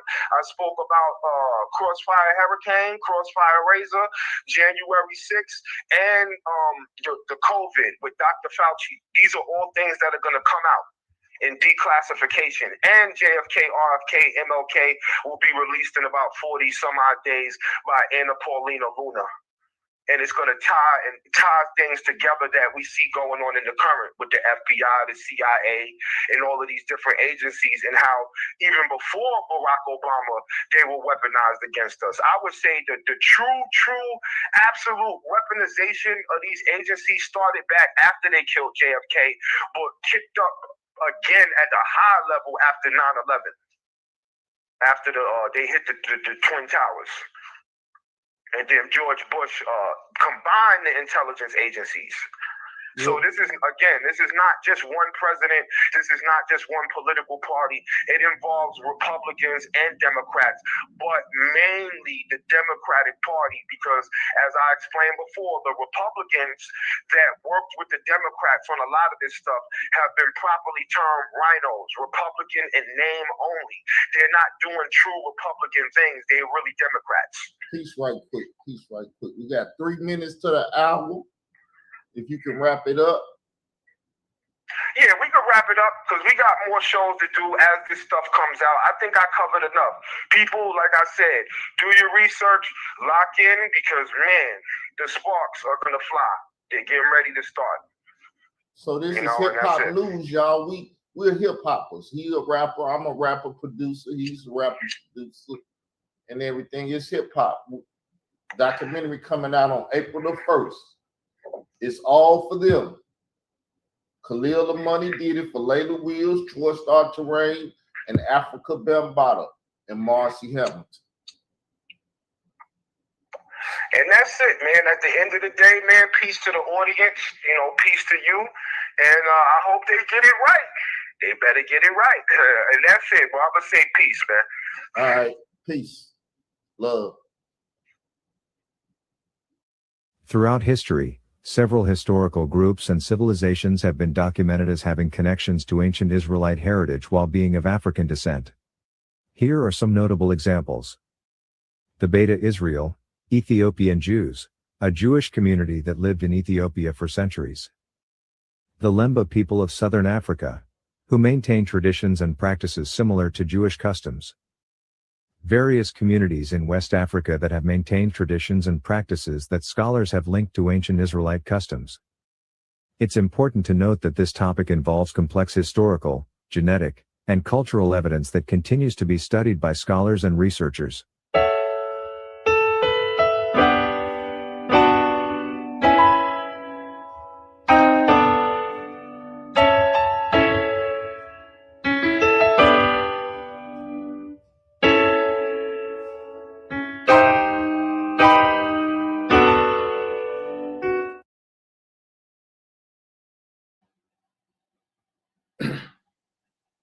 Hello, everyone. How you doing? Welcome to Israel Doctrines Google Hangout. I'm your host, Carl Albert Davis, and we will have a special guest today. And the title of today's show is How Panamania, Canada, and Greenland fits in Donald Trump expansion of USA. And with that, I would like to play a little audio, and then the show will start. Thank you very much. It's an honor to be with you. Many things are happening that are exciting. Can you assure the world that as you try to get control of these areas, you are not going to use military or economic coercion? No. Strategy? Yeah, I can't assure you. You're talking about Panama and Greenland. No, I can't assure you on either of those two. But I can say this: we need them for economic security. It might be that you'll have to do something. Look, the Panama Canal is vital to our country. It's being operated by China. China. And we gave the Panama Canal to Panama. We didn't give it to China.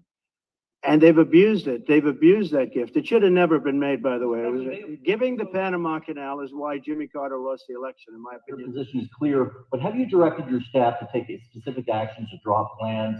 And can you elaborate again? You didn't rule out military coercion. Well, we need Greenland for national security purposes. I've been told that for a long time, long before I even ran. I mean, people have been talking about it for a long time. Are you also considering military force to annex and acquire? No, economic force. Because Canada and the United States, that would really be something. You get rid of that artificially drawn line, and you take a look at what that looks like, and it would also be much better for national security. Don't forget, we basically protect Canada. It's sort of the opposite of Biden, where he's closing everything up, essentially getting rid of 50 to 60 trillion dollars worth of assets. We're going to be changing the name of the Gulf of Mexico to the Gulf of America, which has a beautiful ring that covers a lot of territory. The Gulf of America, what a beautiful name. Before it started, I can tell you that. The deal could have been made just by an average deal maker. Deal could have been made on that. And Mexico has to stop allowing millions of people to pour into our country. They can stop them. And we're going to put very serious tariffs on Mexico and Canada, because Canada, they come through Canada too. And the drugs that are coming through are at record numbers. Record numbers. Okay, everyone, that's the audio. And now we got our correspondent, Dollar Skills, in the house. He will be taking over. I will be listening and asking questions. But the majority of the show will be held by Dollar Skills. How you doing today, Dollar? I'm good, bro. How you? Oh, man, I'm good. When I took care of some business, now it's time for this business. You got the floor. Yeah, man. Well, I'm gonna try to get through. We might have to break this up into maybe another show, but I'm gonna start off like, this is military mindset, because Israel doctrine is a little of a Tupac. I thought I'd bring some military discussions as it relates to protecting this land we call North America from its enemies. And we got a lot of enemies in the world, obviously, because of politics and many other things. But the title, How Panama, Canada, and Greenland Fit if Donald Trump expands the U.S. And the audio you was playing was current as it relates to Trump claiming that he wants to expand the U.S. territory, something that hasn't happened in a very long time.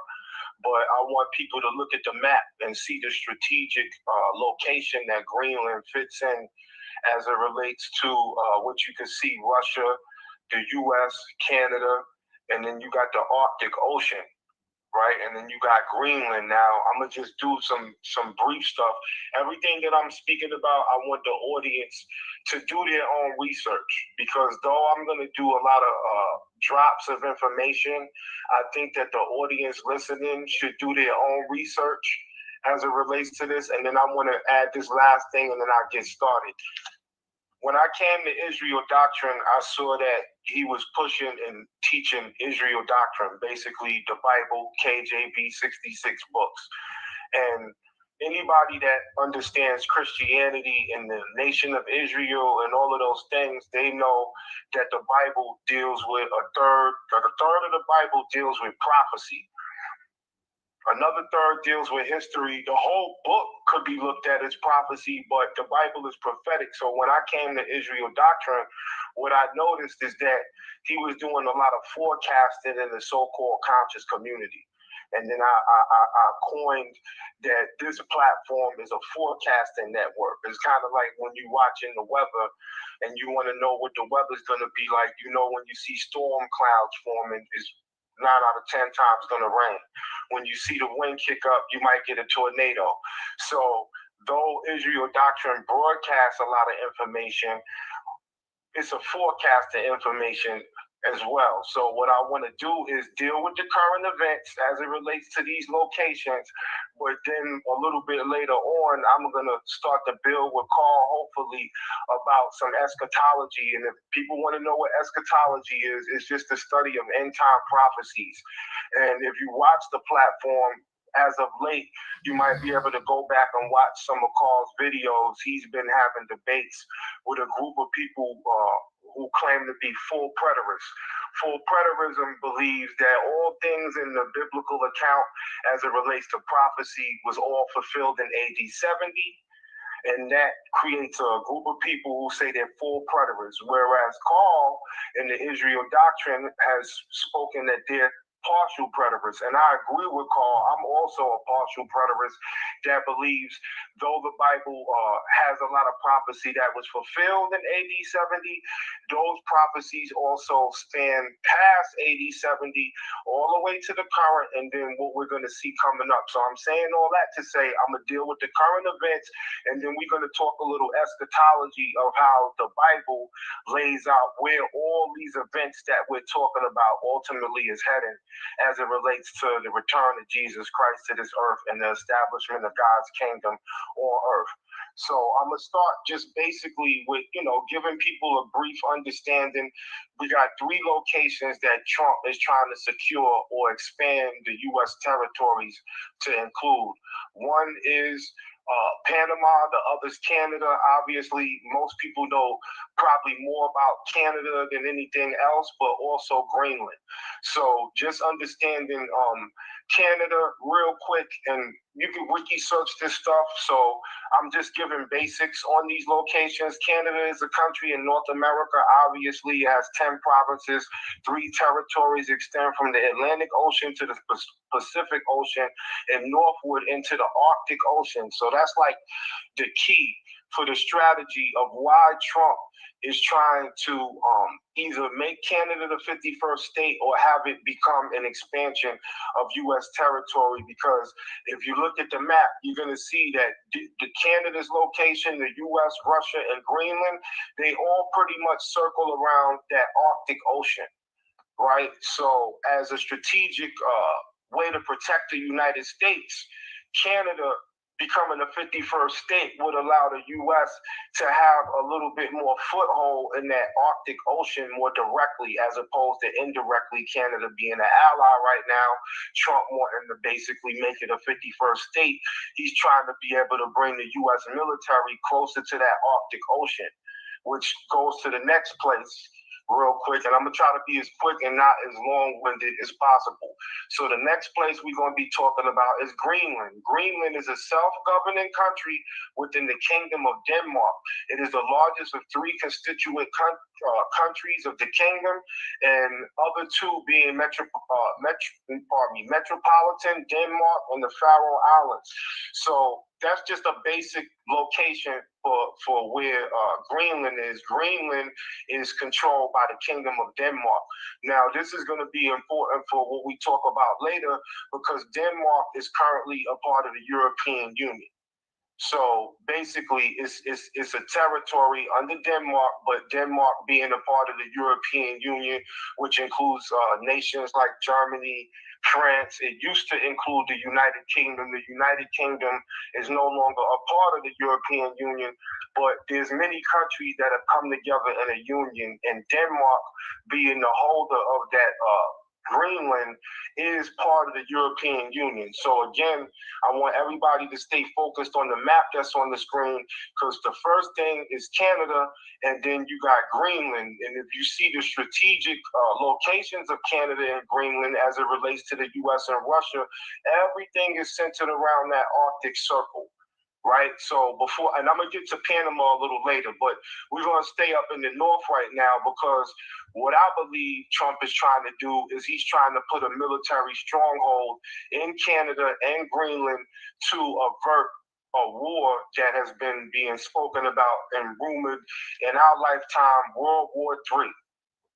Trump, even while he was campaigning, said he's going to stop World War III from happening, because the political powers that be that are in opposition to him is trying to bring this world into a global war, which is going to involve thermonuclear weapons and all kind of weapons that are secret that we might not even know exist.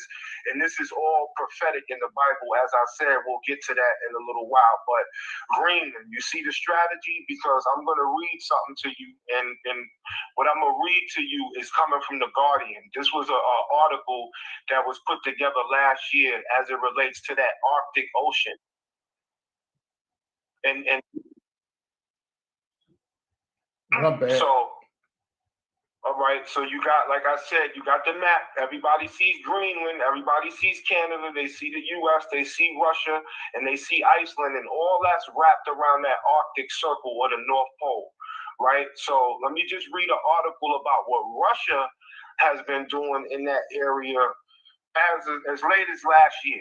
So at a naval parade in 2023, Vladimir Putin established a new maritime doctrine establishing Russia as a great maritime power. So basically in 2023, Vladimir Putin established a whole new doctrine that he was officially establishing Russia as a great maritime power. Now, everybody might know the history of Russia. I'm going to get into a little bit of that later, but we know that Russia was once our ally during World War II, after the America, Britain, and the Allied forces took down the Nazi regime, Germany was divided between Russia and America. That's why we had the Berlin Wall. So on the east side of Germany, Russia took control of those territories, and on the west side of Germany on the wall, America took control of those territories, and we were once allied with Russia. That us being allies with Russia, later, as everybody knows, it built up after World War II, and then we went into the Cold War, where Russia and the U.S. been adversarial to each other all throughout that time ever since. So right now, Russia is listed as an enemy to the United States. So keep that in mind when I'm reading to you about what's going on in that Arctic Circle. So at a Navy parade in 2023, like I said, Vladimir Putin established new maritime doctrine. So controlling the Arctic strategic resources and value has long been ambition of Soviet and Russian leaders historically. So for a long time in history, when the old Soviet Union all the way into modern Russia under Putin, they always wanted to take control of that area because they believe it's strategic for resources, military purposes, etc. So in 2007, Russia placed its flag on the seabed of the North Pole and claimed an area contested by Canada and Denmark. And that's important because, again, when you look at the map and you see what I had explained earlier, you see that Greenland, which is a territory of Denmark, and Canada have been at odds with Russia over this whole transaction that relates to that Arctic Circle. And Russia put a flag on the seabed of the North Pole and claimed an area that was contested by Canada and Denmark in 2007. Now we go a little bit ahead to last year. In 2023, the data in Russia's claim was validated by the UN Commission. So Russia placed this flag on the seabed and said, yo, all this territory territory in this Arctic Ocean on the floor. We claiming all of this, and then they got validated in 2023 in the United Nations Commission for having the right to claim that as sovereign territory of Russia as it relates to that Arctic Circle.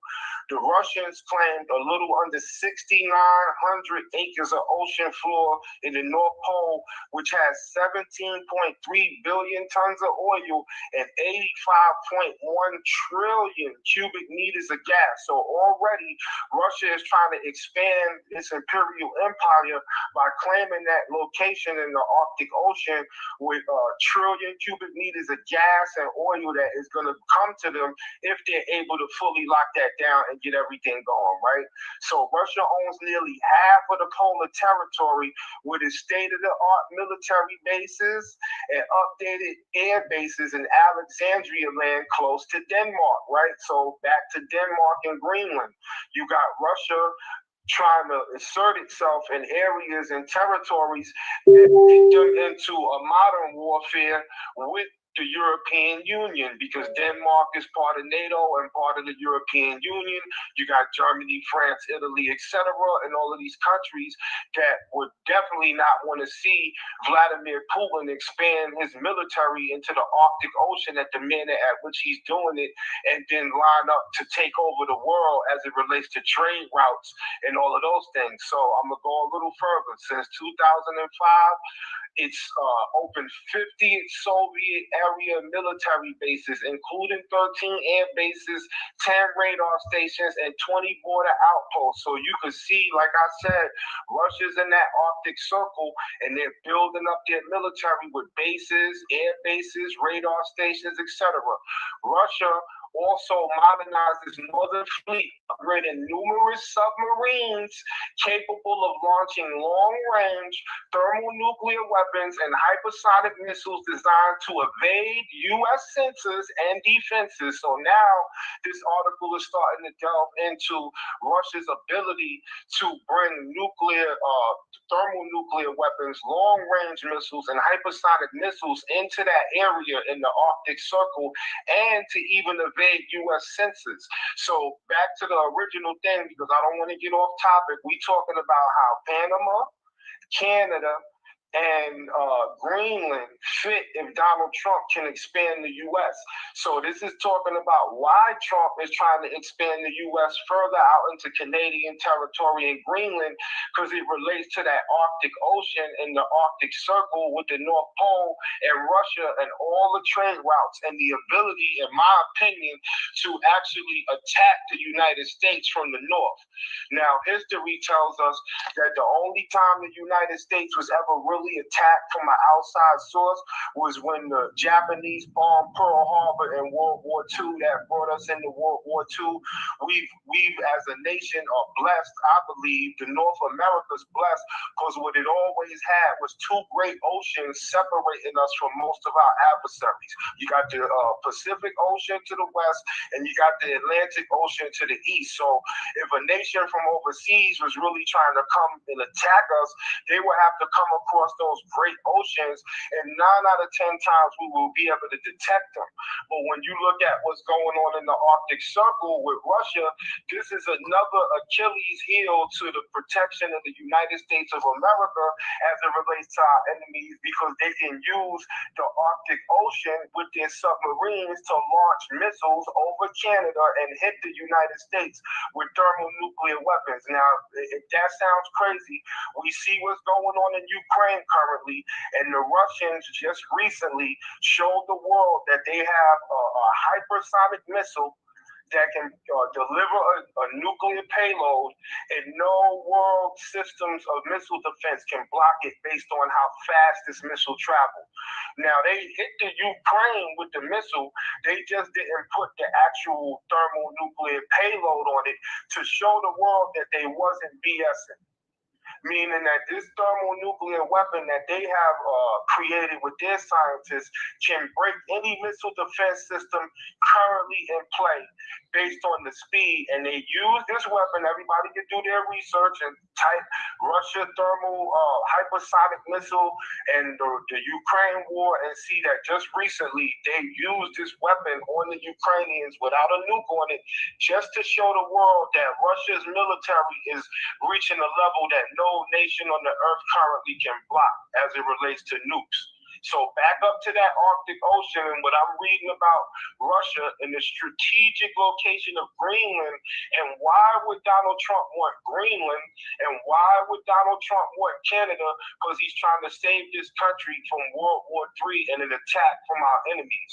A lot of people have their distaste for Donald Trump, but I believe Donald Trump is a wartime president because he understood what was being done by what a lot of people call the deep state. The deep state used to be a terminology that if you said it, you was a conspiracy theorist.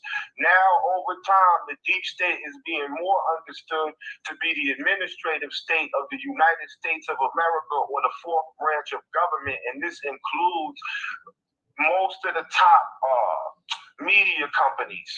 They have been hijacked by a political party. We tend to call them Democrats. And I want to make this clear. When I'm having this discussion, this is not to alienate all Democrats. I'm talking about the upper echelon of the Democratic Party and what they've been doing as it relates to international affairs over a long period of time. And I also want to make this clear.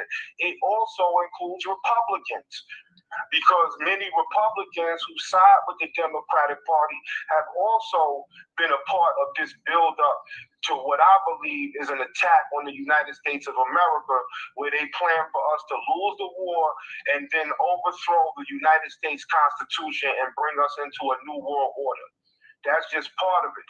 But I'm speaking about the political parties because the Democrats have been mainly in power since the 1960s.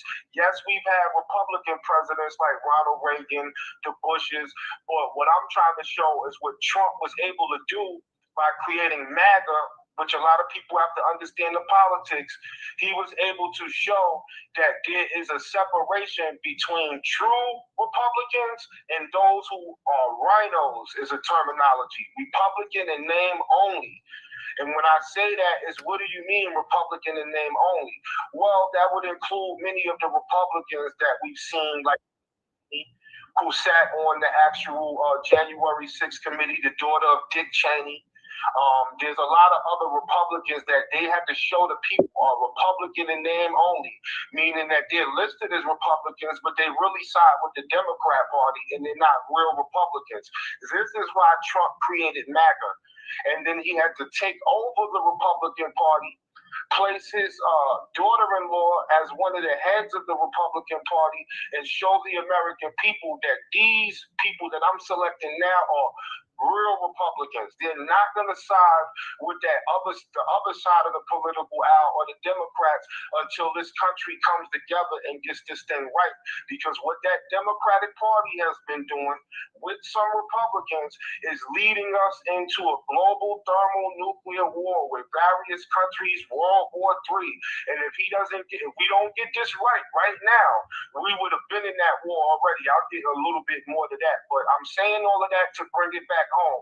So you see Greenland, you see the strategy of the North Pole and the Arctic Circle, you see Canada, you see USA, and you see Russia, and you know that Greenland, being an actual territory of Denmark, is an asset of the European Union, right? So I'm gonna finish up with what I was reading from the article. So I spoke about all of the air bases and the radar stations. Russia's modernizing its northern fleet, upgrading numerous submarines. So back to the submarines, capable of launching long-range thermonuclear weapons and hypersonic missiles designed to evade U.S. sensors and defenses. So what I'm trying to show y'all, and this is a key because there's been a lot of back and forth about global warming. right? And I want to speak about global warming because you have an argument going on in the globe that the Earth is either cooling down or heating up. That's where global warming and the topic came from. You have people who believe the Earth is actually heating up. Now, the people who believe Earth is heating up, they have a strong argument because a lot of those North Polar caps have been melting. And I'm going to read you something as it relates to the melting of that Arctic Circle, right? It says, Arctic free from summer ice by 2040 to 2045. So basically, based on what they call global warming, they believe that by 2040, that ice in that Arctic area is going to be melted in the summertime months. This is something that wasn't happening in modern history, meaning you can go, and I want to make sure everything I say, you can go look up in your leisure to all the listeners, go look up the melting of the North Pole caps. There's videos of huge chunks of ice just falling in the ocean, and they relate that to climate change and global warming, right? So by 2040, when the summer hits, that whole area up in that Arctic region can allow for submarines and different underwater vessels to actually come up and then launch thermonuclear weapons over Canada and hit the United States. So this is why Trump wants Greenland, because he wants to set up military bases in the race against Russia, being able to secure that area. They're already way ahead of the world as it relates to that. So, all right, you got the actual breakdown on how Russia is trying to sneak subs up into the north above Canada and then strategically put us under lockdown here in the United States as it relates to thermonuclear war. Now, there's other reasons that Trump wants Greenland that I'll speak to briefly, which is that minerals is another reason, because Greenland has a lot of the underground minerals that China is benefiting from as it relates to semiconductors and building computer chips. If we can secure Greenland, then we will have access to those minerals and we won't be able to be blocked as it relates to our integrated circuits, which is the microchips that go into all of the devices, because we won't be dependent on Africa and places like China to get those minerals as it relates to building up the United States of America's technological infrastructure, Silicon Valley, et cetera, et cetera. So it's important that people understand that, like I said, what Trump is trying to do as it relates to making the U.S. a larger country by expanding back to these territories, some of them old, because we're going to get to the Panama Canal, but some of them new, like Greenland, it has all to do with that Arctic Circle. So I'm going to close out on this portion of what I'm talking about with the very last thing to show you that Russia has been strategically coming up in that Arctic, in the circle in the North Pole to set up itself for the gas and the oil. So that's the minerals that they're going to obtain, but also strategically, militarily, they have been working on a way to basically lock down the United States of America. And when I say that, the last thing I'm going to speak on, let me just get my little notes here. What I'm reading to you guys can all look up this article or look up about this. This is about nuclear-powered icebreaker, right? So a nuclear-powered icebreaker is an icebreaker with an onboard nuclear plant power that produces power for the vessel's propulsion system. So this whole aspect of what a nuclear icebreaker is, do you guys know that Russia is the only country that has these type of ships? They're called nuclear icebreakers. They have they're ran nuclear, and they're using these icebreakers to break through that Arctic Circle, because there's still portions of the Arctic Circle that are nothing but ice with water underneath it. So they've been using these nuclear power icebreakers for a long time to break away the ice and allow to get under the Arctic Ocean, but it also allows them to bring their submarines in, like I said before. So that's what we looking at when we looking at Greenland and we looking at why Canada. It has various reasons, but I'm speaking to the military ones and giving y'all a little breadcrumbs on some of the other reasons. Yes, it's for minerals. Yes, it's for strategic locationing, but it's mainly because of military conflict. Which will bring me down to the south, the Panama Canal. Everybody heard that Trump feels that the Panamanians slighted America after Jimmy Carter gave them back the canal. People don't realize the Panama Canal was given back to the sovereignty of Panama for $1 after the United States helped them build it. And in the process of building that canal, 38,000 people is alleged to have died from malaria. So it took years and years for them to build that canal. America or the United States sent all of its workers and people, and they work with different countries to dig that trench that we call the Panama Canal.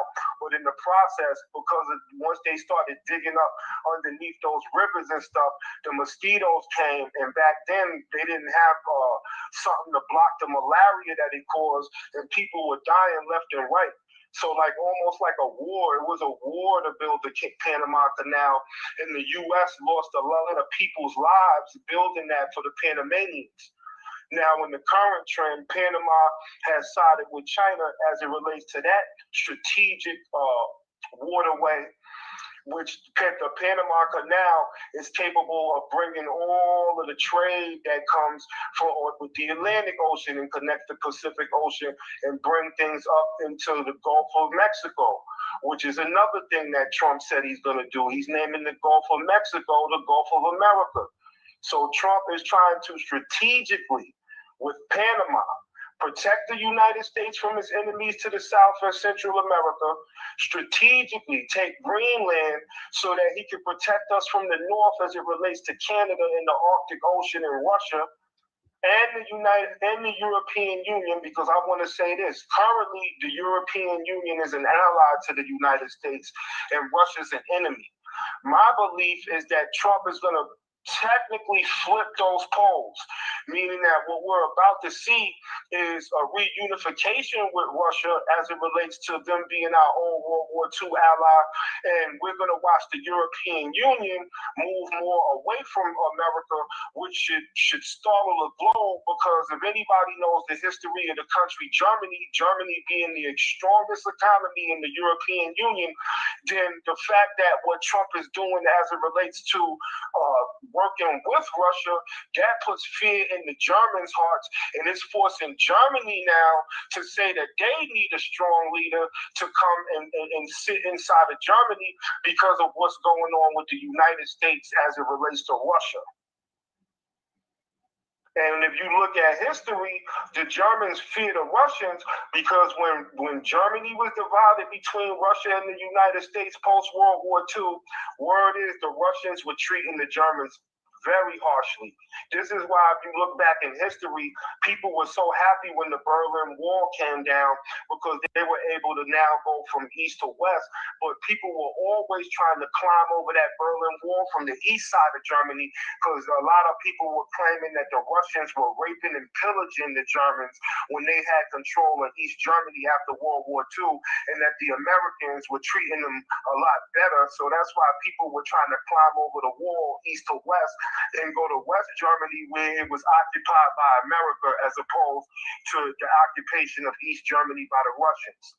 So all of this stuff is relative, because like I said, this is current events. I'm speaking about it now as it relates to current events, but I want to deal a little bit with Bible eschatology, because it's like, where are all of these events going? What's the purpose of me telling you about military conflict as it relates to the North Pole and in the South with Panama? Because the Bible, in my opinion, is sure, is sound.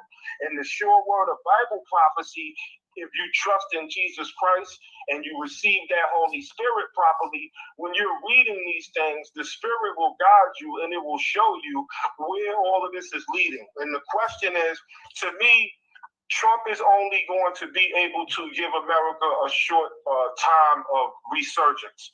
I believe the sure word of Bible prophecy, which says that we're going to be plunged into what the Bible calls the Great Tribulation, or a war that is going to be like a war we've never seen since the beginning of time.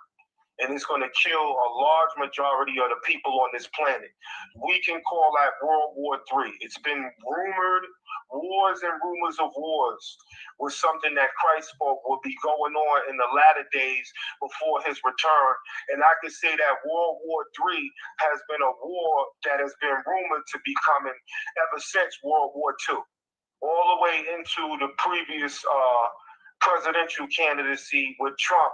He was saying, I'm going to avert World War III.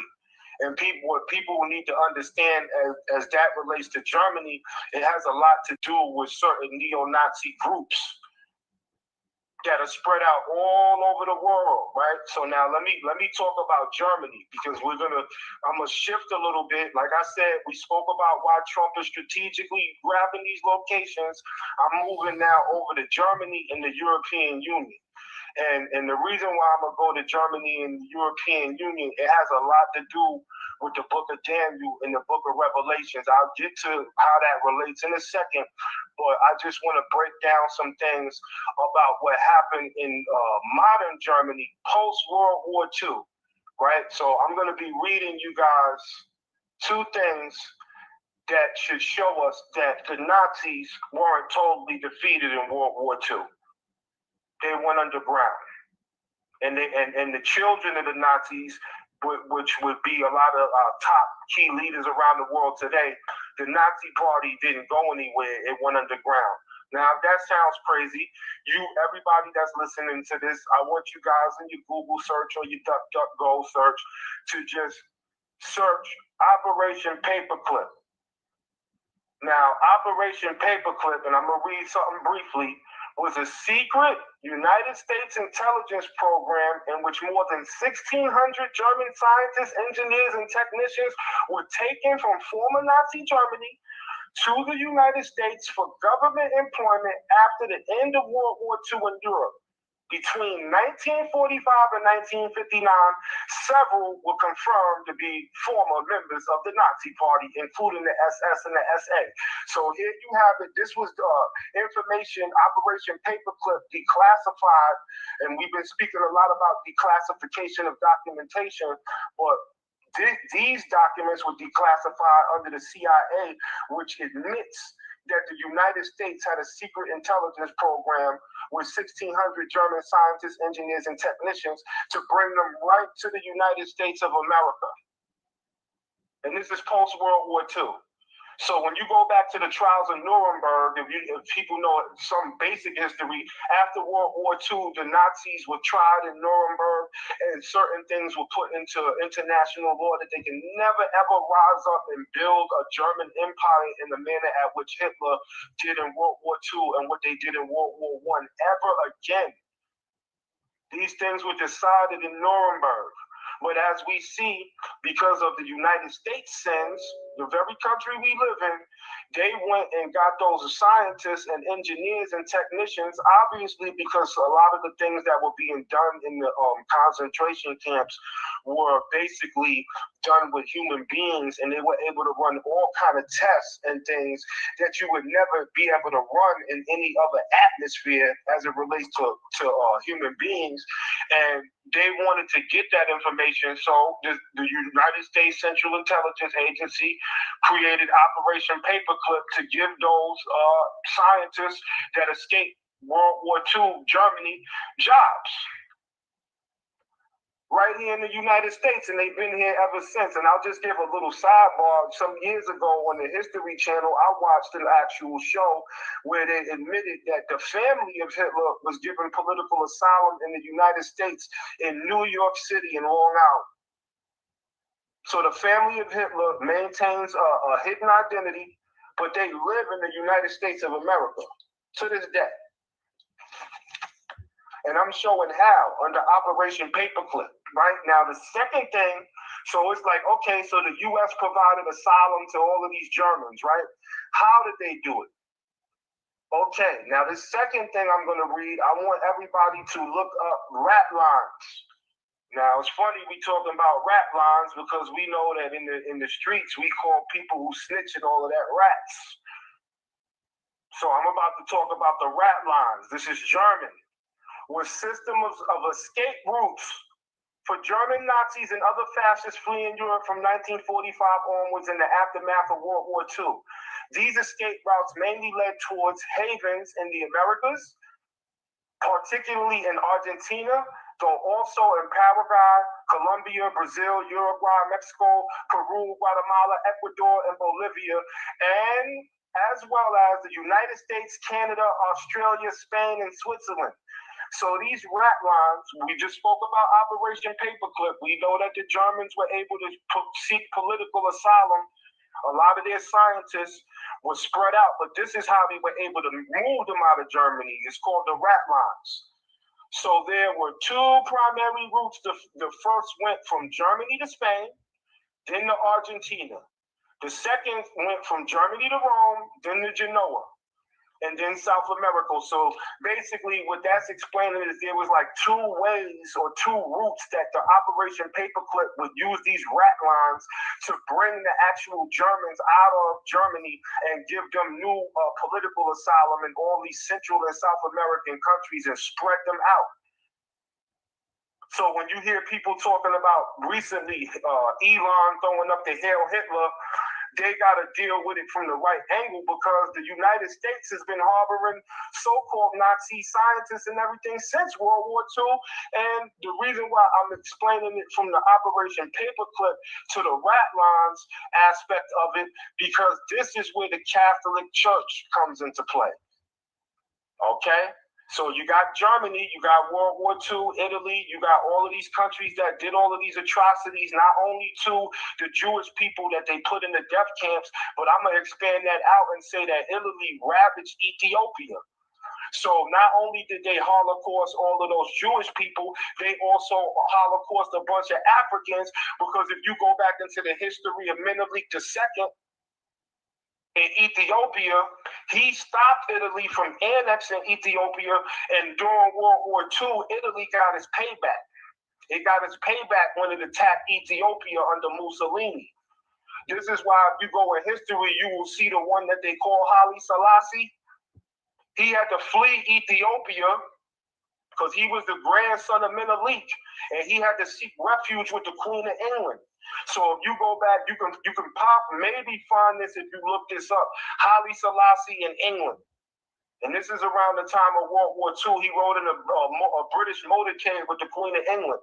This had a lot to do with the annexation of Ethiopia and the attack that that Mussolini put on them in retribution for what Menelik II, who sat over Ethiopia when Italy tried to run up and raid them the first time. He killed all them Italian soldiers and sent them running and tucking their tail.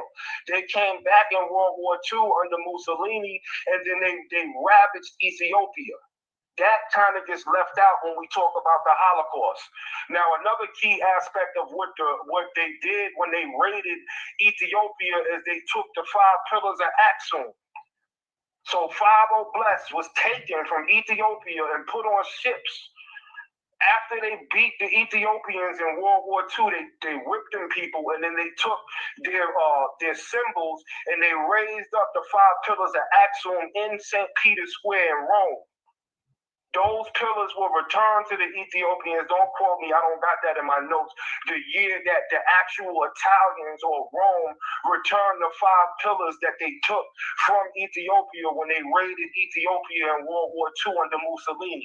Now back to my point. So you have post-World War II, you have actual Nazis that were given asylum in various countries, including the U.S., through Operation Paperclip, and they were able to sneak out of Germany through what they call the rat lines. And now I'm going to make the Vatican connection. The rat lines were supported by rogue elements in the Vatican, particularly an Austrian bishop and 4 Croatian clergy of the Catholic Church who sympathized.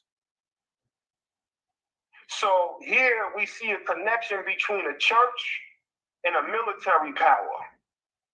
And this is where I'm going to get in, like I said, when I get into the eschatology shortly ahead, that the Bible answers all the questions of where's all of this leading? Where's everything we see going on in America today with Trump, Greenland, Panama? Why are these things happening?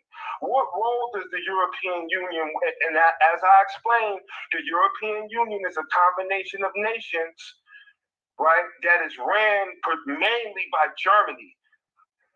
Now, Germany hasn't really been able to expand its military because the United States has been the protectorate of Germany since World War II.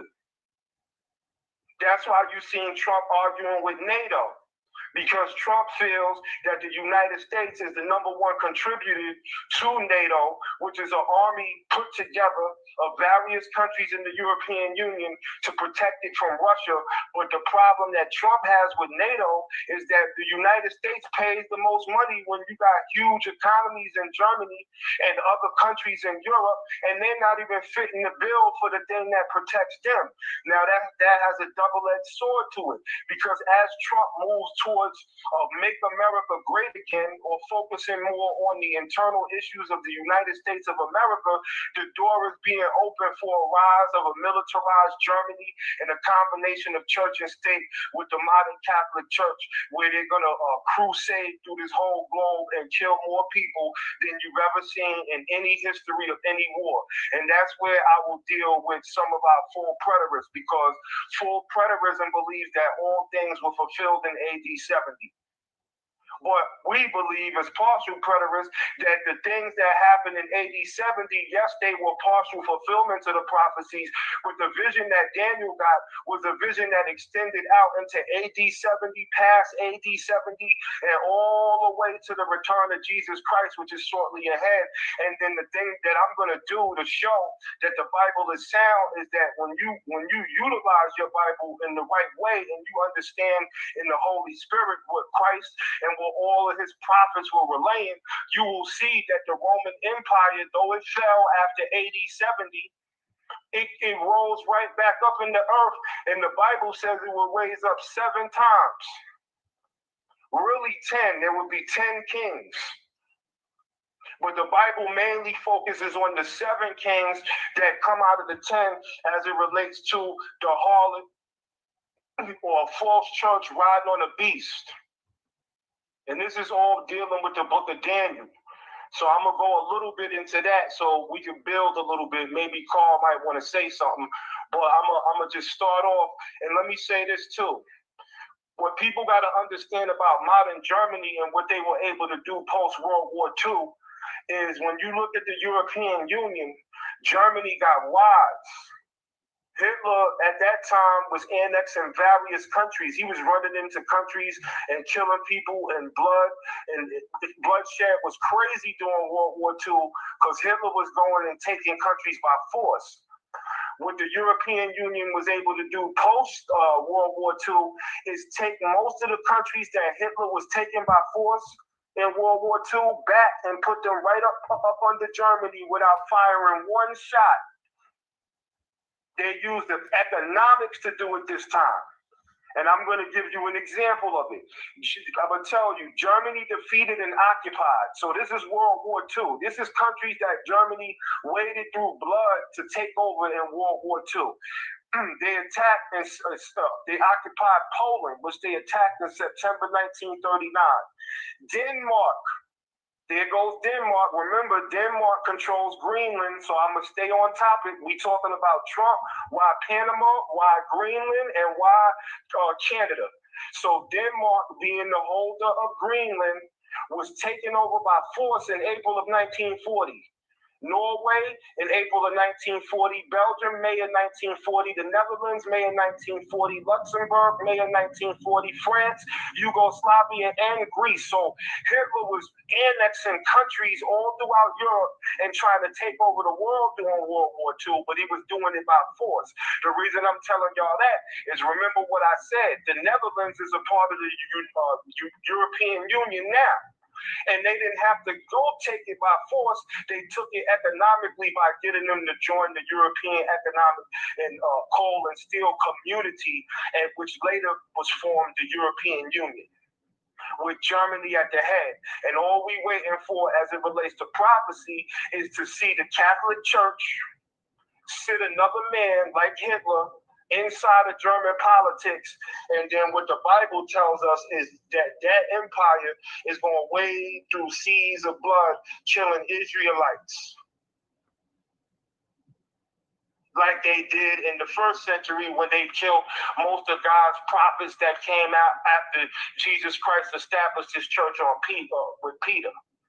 So over here on Carl's channel, he talks a lot to people that listen to him about how the first Christians were Israelites, and most of them were put to death by the Roman Empire so that Rome can take over Christianity and claim that they're the vicars of Jesus Christ in the place of the people who are following the Israel doctrine, keeping the Saturday as the Sabbath and the God's commands and things of that nature.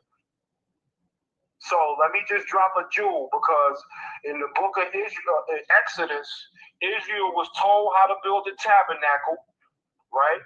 The altar also had to be built, and that's in Exodus 27:1. So I'm paraphrasing. Make sure everybody writes these verses down and go read that Bible, because I'm not here to do all the work for you. I'm here to give you the breadcrumbs, and for everybody listening to go test what I'm saying. Go do your own research.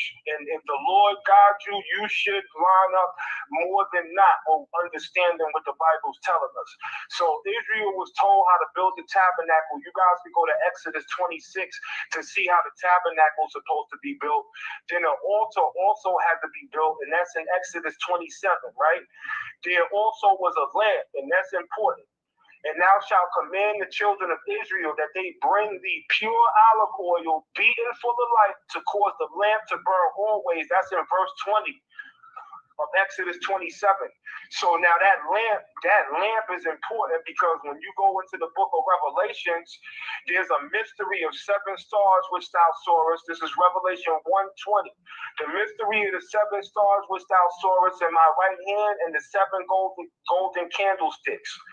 There goes that candle or that oil that had to be lit in the ancient Israel in a lamp setup, and then it will also move through the generations post AD 70 through all God's eras of his church.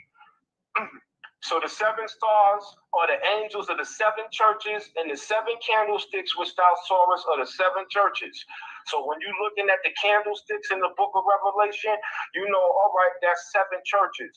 Those 7 churches go as follow: Ephesus, Smyrna, Pergamos, Thyatira, Sardis, Philadelphia, and Laodicea. And if you want to know where you can read about those 7 churches also, that's in Revelations 2 and 3. It outlines those churches. But now I'm saying that because I'm going to get into my full premise right here. Daniel, the book of Daniel, unlocks the book of Revelation. Meaning that you have to unlock Revelations, understanding the timeline of the events that Daniel foresaw as it relates to AD 70. But I'm making the argument post AD 70 as well, all the way to the return of Jesus Christ. Now, my premise on that I'm going to use to make the argument against people who are full preterists that believe all things were fulfilled in AD 70. I have many premises, but one of them is that the Bible says that when Jesus returns to this earth, all the other kingdoms of the world is going to be brought into the house of Israel. There will be no other kingdom but one kingdom. It also says that the children of Israel are going to inherit all the kingdoms of the earth. So we live in the modern world where you got the nation of Israel, but you still got Germany, you still got the Gentile nations, the Asians, and all of that. The Bible, if you take what Christ told us literally, he said that when he comes and he returns to this earth, there will be no more other nations. It's going to be everybody's Israel. because he's going to beat all those nations' swords into plowshares, which is another premise that I have.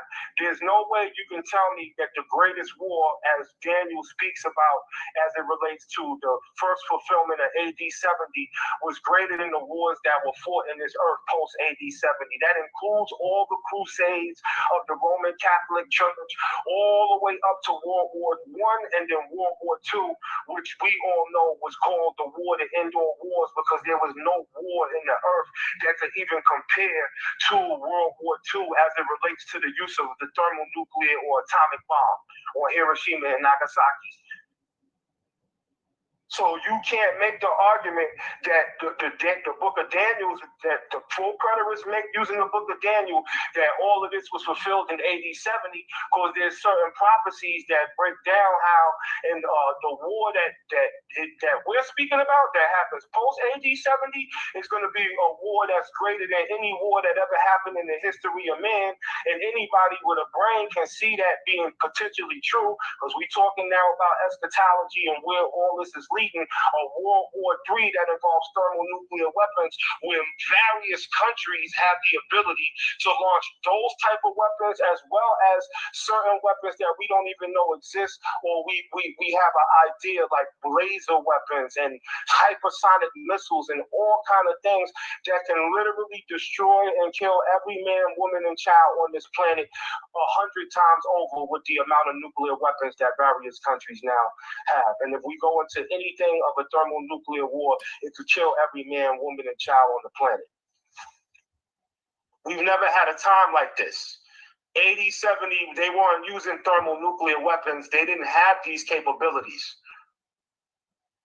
So back to Daniel, right? I think that me and Carl can agree on this, that the image or the statue in Daniel, it breaks down world ruling empires, right? So let me get this lined up right. 4 great dynasties. Yep. Babylon, 4 world ruling empires. Babylon, the Medes and the Persians, then Greek, Rome. Exactly, and we can find that in Daniel 2, verse 31 through 34. Nebuchadnezzar saw a great image whose head was of fine gold, his breast and arms of silver, his belly and thighs of brass, his legs of iron, and his feet part iron and part clay.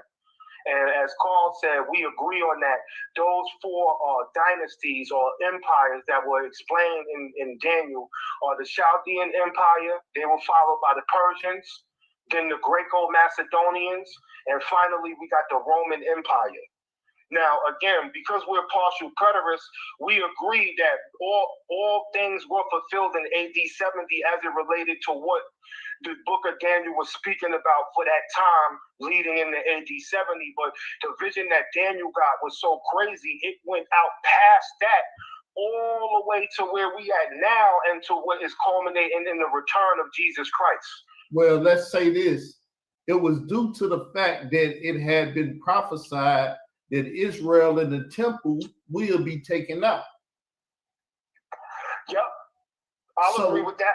So for Israel and the temple to be taken out, 70 AD had to be fulfilled. It was fulfilled.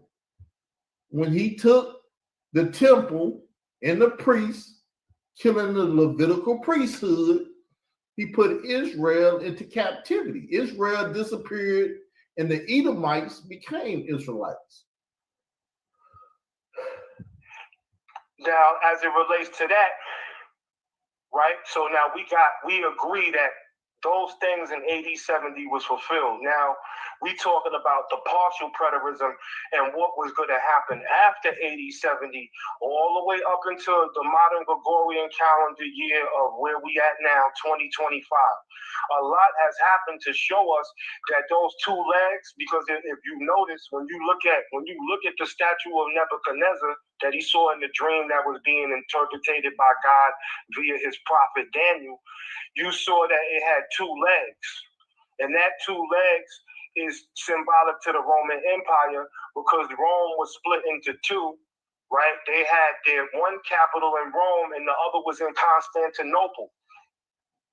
So that's showing, see, let me make this clear, because people who kick against the Bible, like a lot of people, like I said, a third of the Bible deals with history. So you should be able to go to secular history and line up that, yes, there is an account in history where Jerusalem was sacked in AD 70. And then everything that proceeded out of that. Yes, Rome was in Constantinople and had Rome as two of its capitals at the same time, and that's why you get two legs of iron that lead all the way down to the feet of iron and clay mixed. The iron and clay mix that the feet are represented is what we're going to see shortly ahead, as we see Rome and Germany and Italy come together for one last hurrah, World War III. Well, but I'm gonna give you. Go ahead. A lot of that you were saying about the European common market is what they call it. It's where the Europeans come together under a treaty called the Roman Treaty, so on and so forth. Now we're going to talk about the fourth kingdom, because we know that inside of Daniel and Revelation it speaks about the four world ruling empires, but mainly the fourth one. That's the one that we're looking at now, because now we under the time of Rome, right? And history reveals that the Roman Empire is real and it existed, right? The Romans attained world domination around the time of 30 BC, ruled over 500 years until they were crushed in AD 476, right? So the Roman Empire, the ancient Roman Empire fell. We all know that, right? The Roman Empire is represented by the two legs of iron, symbolizing the two ancient capitals, Rome and Constantinople. Right now, Daniel 2 and 35 says, then was the iron, the clay, the brass, the silver, and the gold broken to pieces together and became like the chaff of the summer thresh floors, and the wind carried them away, that no place was found for them, and the stone that smote the image became a great mountain and filled the whole earth. Now we know that rock is Jesus Christ. So from a eschatology standpoint, if I take that literal, it says that when Jesus comes, he's going to smash these empires and they're never going to be able to operate in the earth again. So that's an argument to make, that the fact that we're even living under a modern Roman Empire is proof that these things have not been all fulfilled. What if you take it literally, figuratively, however you want to take it? Jesus got to come and shut down everything we ever known in this world and create a new earth. Exactly. But people don't want to take it that way. I mean, you can take it literally, figuratively, metaphorically, however you want to take it. You got to take it though. Okay, so Daniel 2:44, it says, in the days of these kings shall the God of heaven set up a kingdom which shall never be destroyed, and the kingdom shall not be left people, but it shall break in pieces and consume all these kingdoms, and it shall stand forever. So back to the whole image of the rock breaking these kingdoms, and that the kingdom of the Most High God is going to consume those kingdoms and stand forever. We're not at that point yet. We're still dealing with wars and rumors of wars. Meaning it's unfulfilled. So saying anything in the Bible is fully fulfilled is foolishness.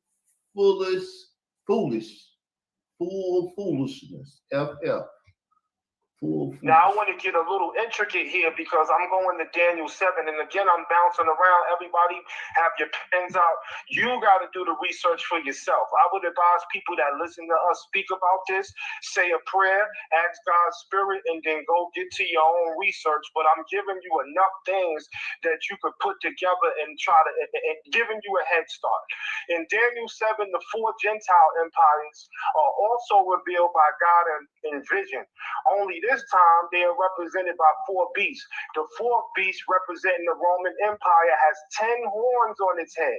That's verse 7 and 8 of Daniel 7.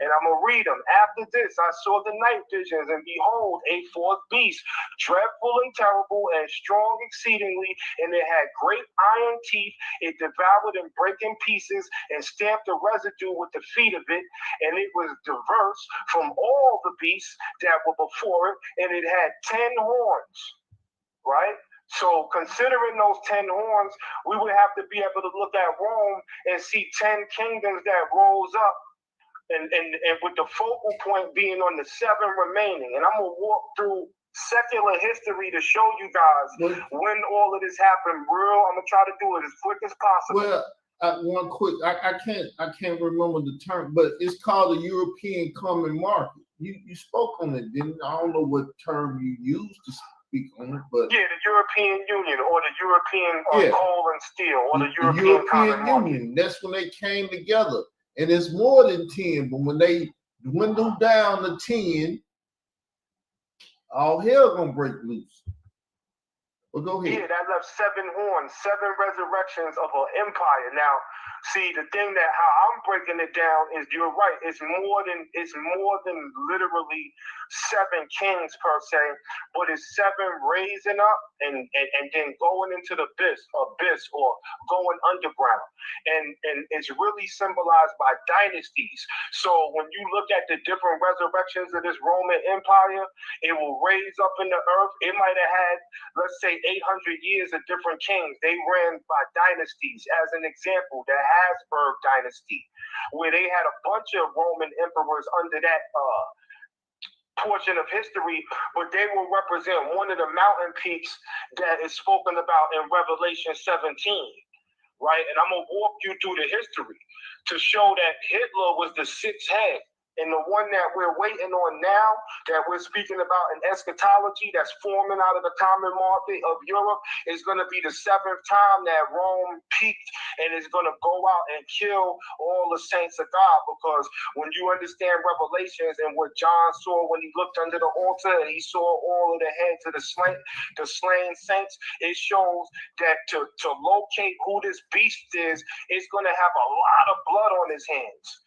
And if you look at history, you can't tell me any other institution or religious institution that has more bloodshed on its hands than the Roman Empire.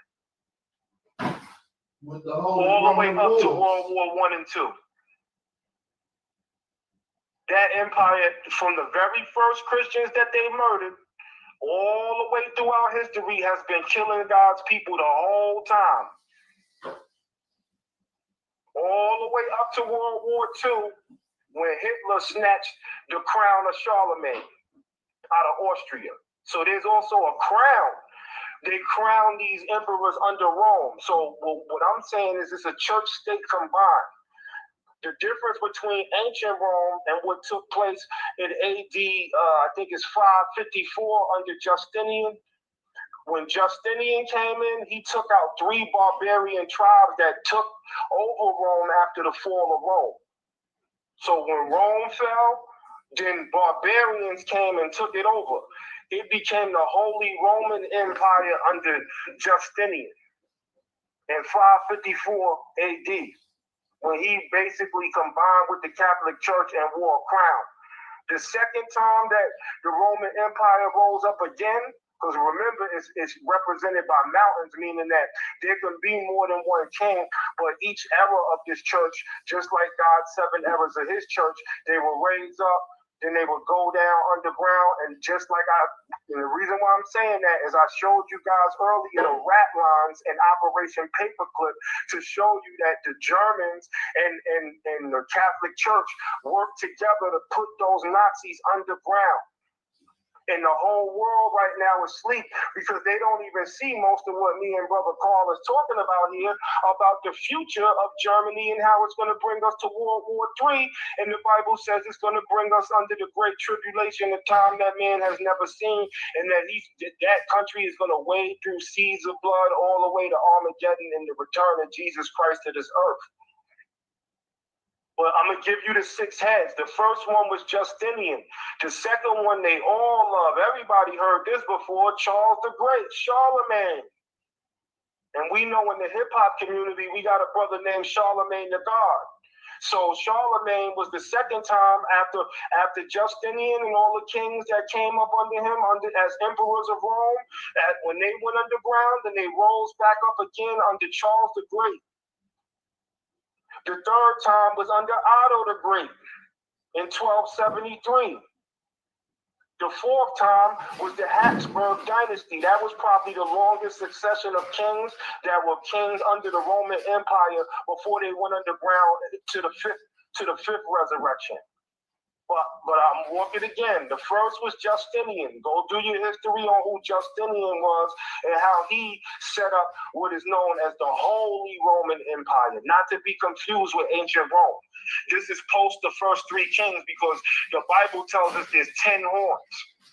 The first three I told you were the barbarian tribes that took over Rome, or took over the Holy Roman Empire, but they wasn't holy yet.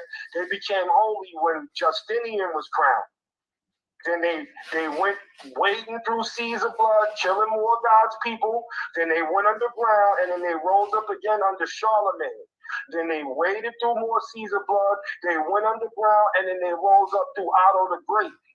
Then they waded through more blood, and they went underground, and they rose up again under the Habsburg dynasty. And in the Habsburg dynasty, this is when Spain comes into play with Queen Isabella and King Ferdinand, and how Germany and the Roman Empire tied themselves into the Spain. Then you got the genealogy of the Habsburg dynasty, divided Germany and Spain along those lines, right? Then you have the next one, the fifth resurrection was Napoleon. Napoleon was where it was different because this time wasn't a German emperor, it was an actual Frenchman. So let me read this to you. When Napoleon finally crushed what remained of the Habsburg Empire, remember I told you the Habsburg dynasty was the fourth resurrection of the Holy Roman Empire, and they had more than one king. It really spans over like 800 years. But now you have Napoleon. He steps in, and then it appeared that the last vestige of the Holy Roman Empire was destroyed under Napoleon. So a lot of scholars say that Napoleon did away with the Holy Roman Empire, but we're going to show in history how it rose up. But what historians do not realize is that when Napoleon grabbed the emperor's crown from the Pope's hands, he crowned himself the Holy Roman Empire. That's the fifth time. Well, the sixth time was Hitler. Quick question: How much longer do you want to go? I'm about to wrap it up here, but the sixth time was Hitler. And then what we waiting on is the seventh resurrection, i.e. the modern German common market is going to make an alliance with the current Catholic Church, and then they're going to go to war. Which, while once again, the Holy Roman Empire, you have a secular and a spiritual leader. You had a pope, and that's why you had a beast and the false prophet. One is the beast because he can go to war, and the false prophet is the one that falsely tell you stuff, i.e. the Pope. Exactly. So I'm showing you what I walked you through from Justinian all the way to Hitler, how you have that beast and that false prophet or that church that crowns these individuals the emperor of Rome. And Hitler was the emperor of Rome because he went and snatched the crown in Austria when he annexed that country. He took that crown and put him on his head. And I showed how post-World War II, the rat lines and Operation Paperclip was set up to sneak those Germans out of Germany and give them political asylum, i.e. taking them underground so that they can rise up again one last time. Because the Bible says after the 7 heads, it's 10 total, but after the 7, then Jesus Christ will return to this planet, and then he's going to destroy all the kingdoms of this earth and bring them under one house. So yeah, there's more to this like I said, I think we definitely, we'll do another show because I got a bunch of other notes. But I just wanted to, keep everybody up to speed. So we started this off. I'm gonna close out like this. We started this off with current events as it relates to why Greenland, Panama, and Canada. Why is Trump seizing or looking at these locations for the strategic betterment of the United States of America and growth? Right? Look from a military standpoint. Then I gave you a little bit of eschatology showing how all of this is culminating into World War III and what countries, some of the countries are doing. In the next show, I'll break down a little bit more the north, south, east, and west. The Bible explains how every single nation on this planet is going to move in regards to the coming kingdom of Jesus Christ. Ain't nobody effing with this. Nobody effing with this. Nobody even gonna try. They'll talk about it, but not with us around. Well, the God told me to do it daily, and the work has to be done continually. You do it on your platform.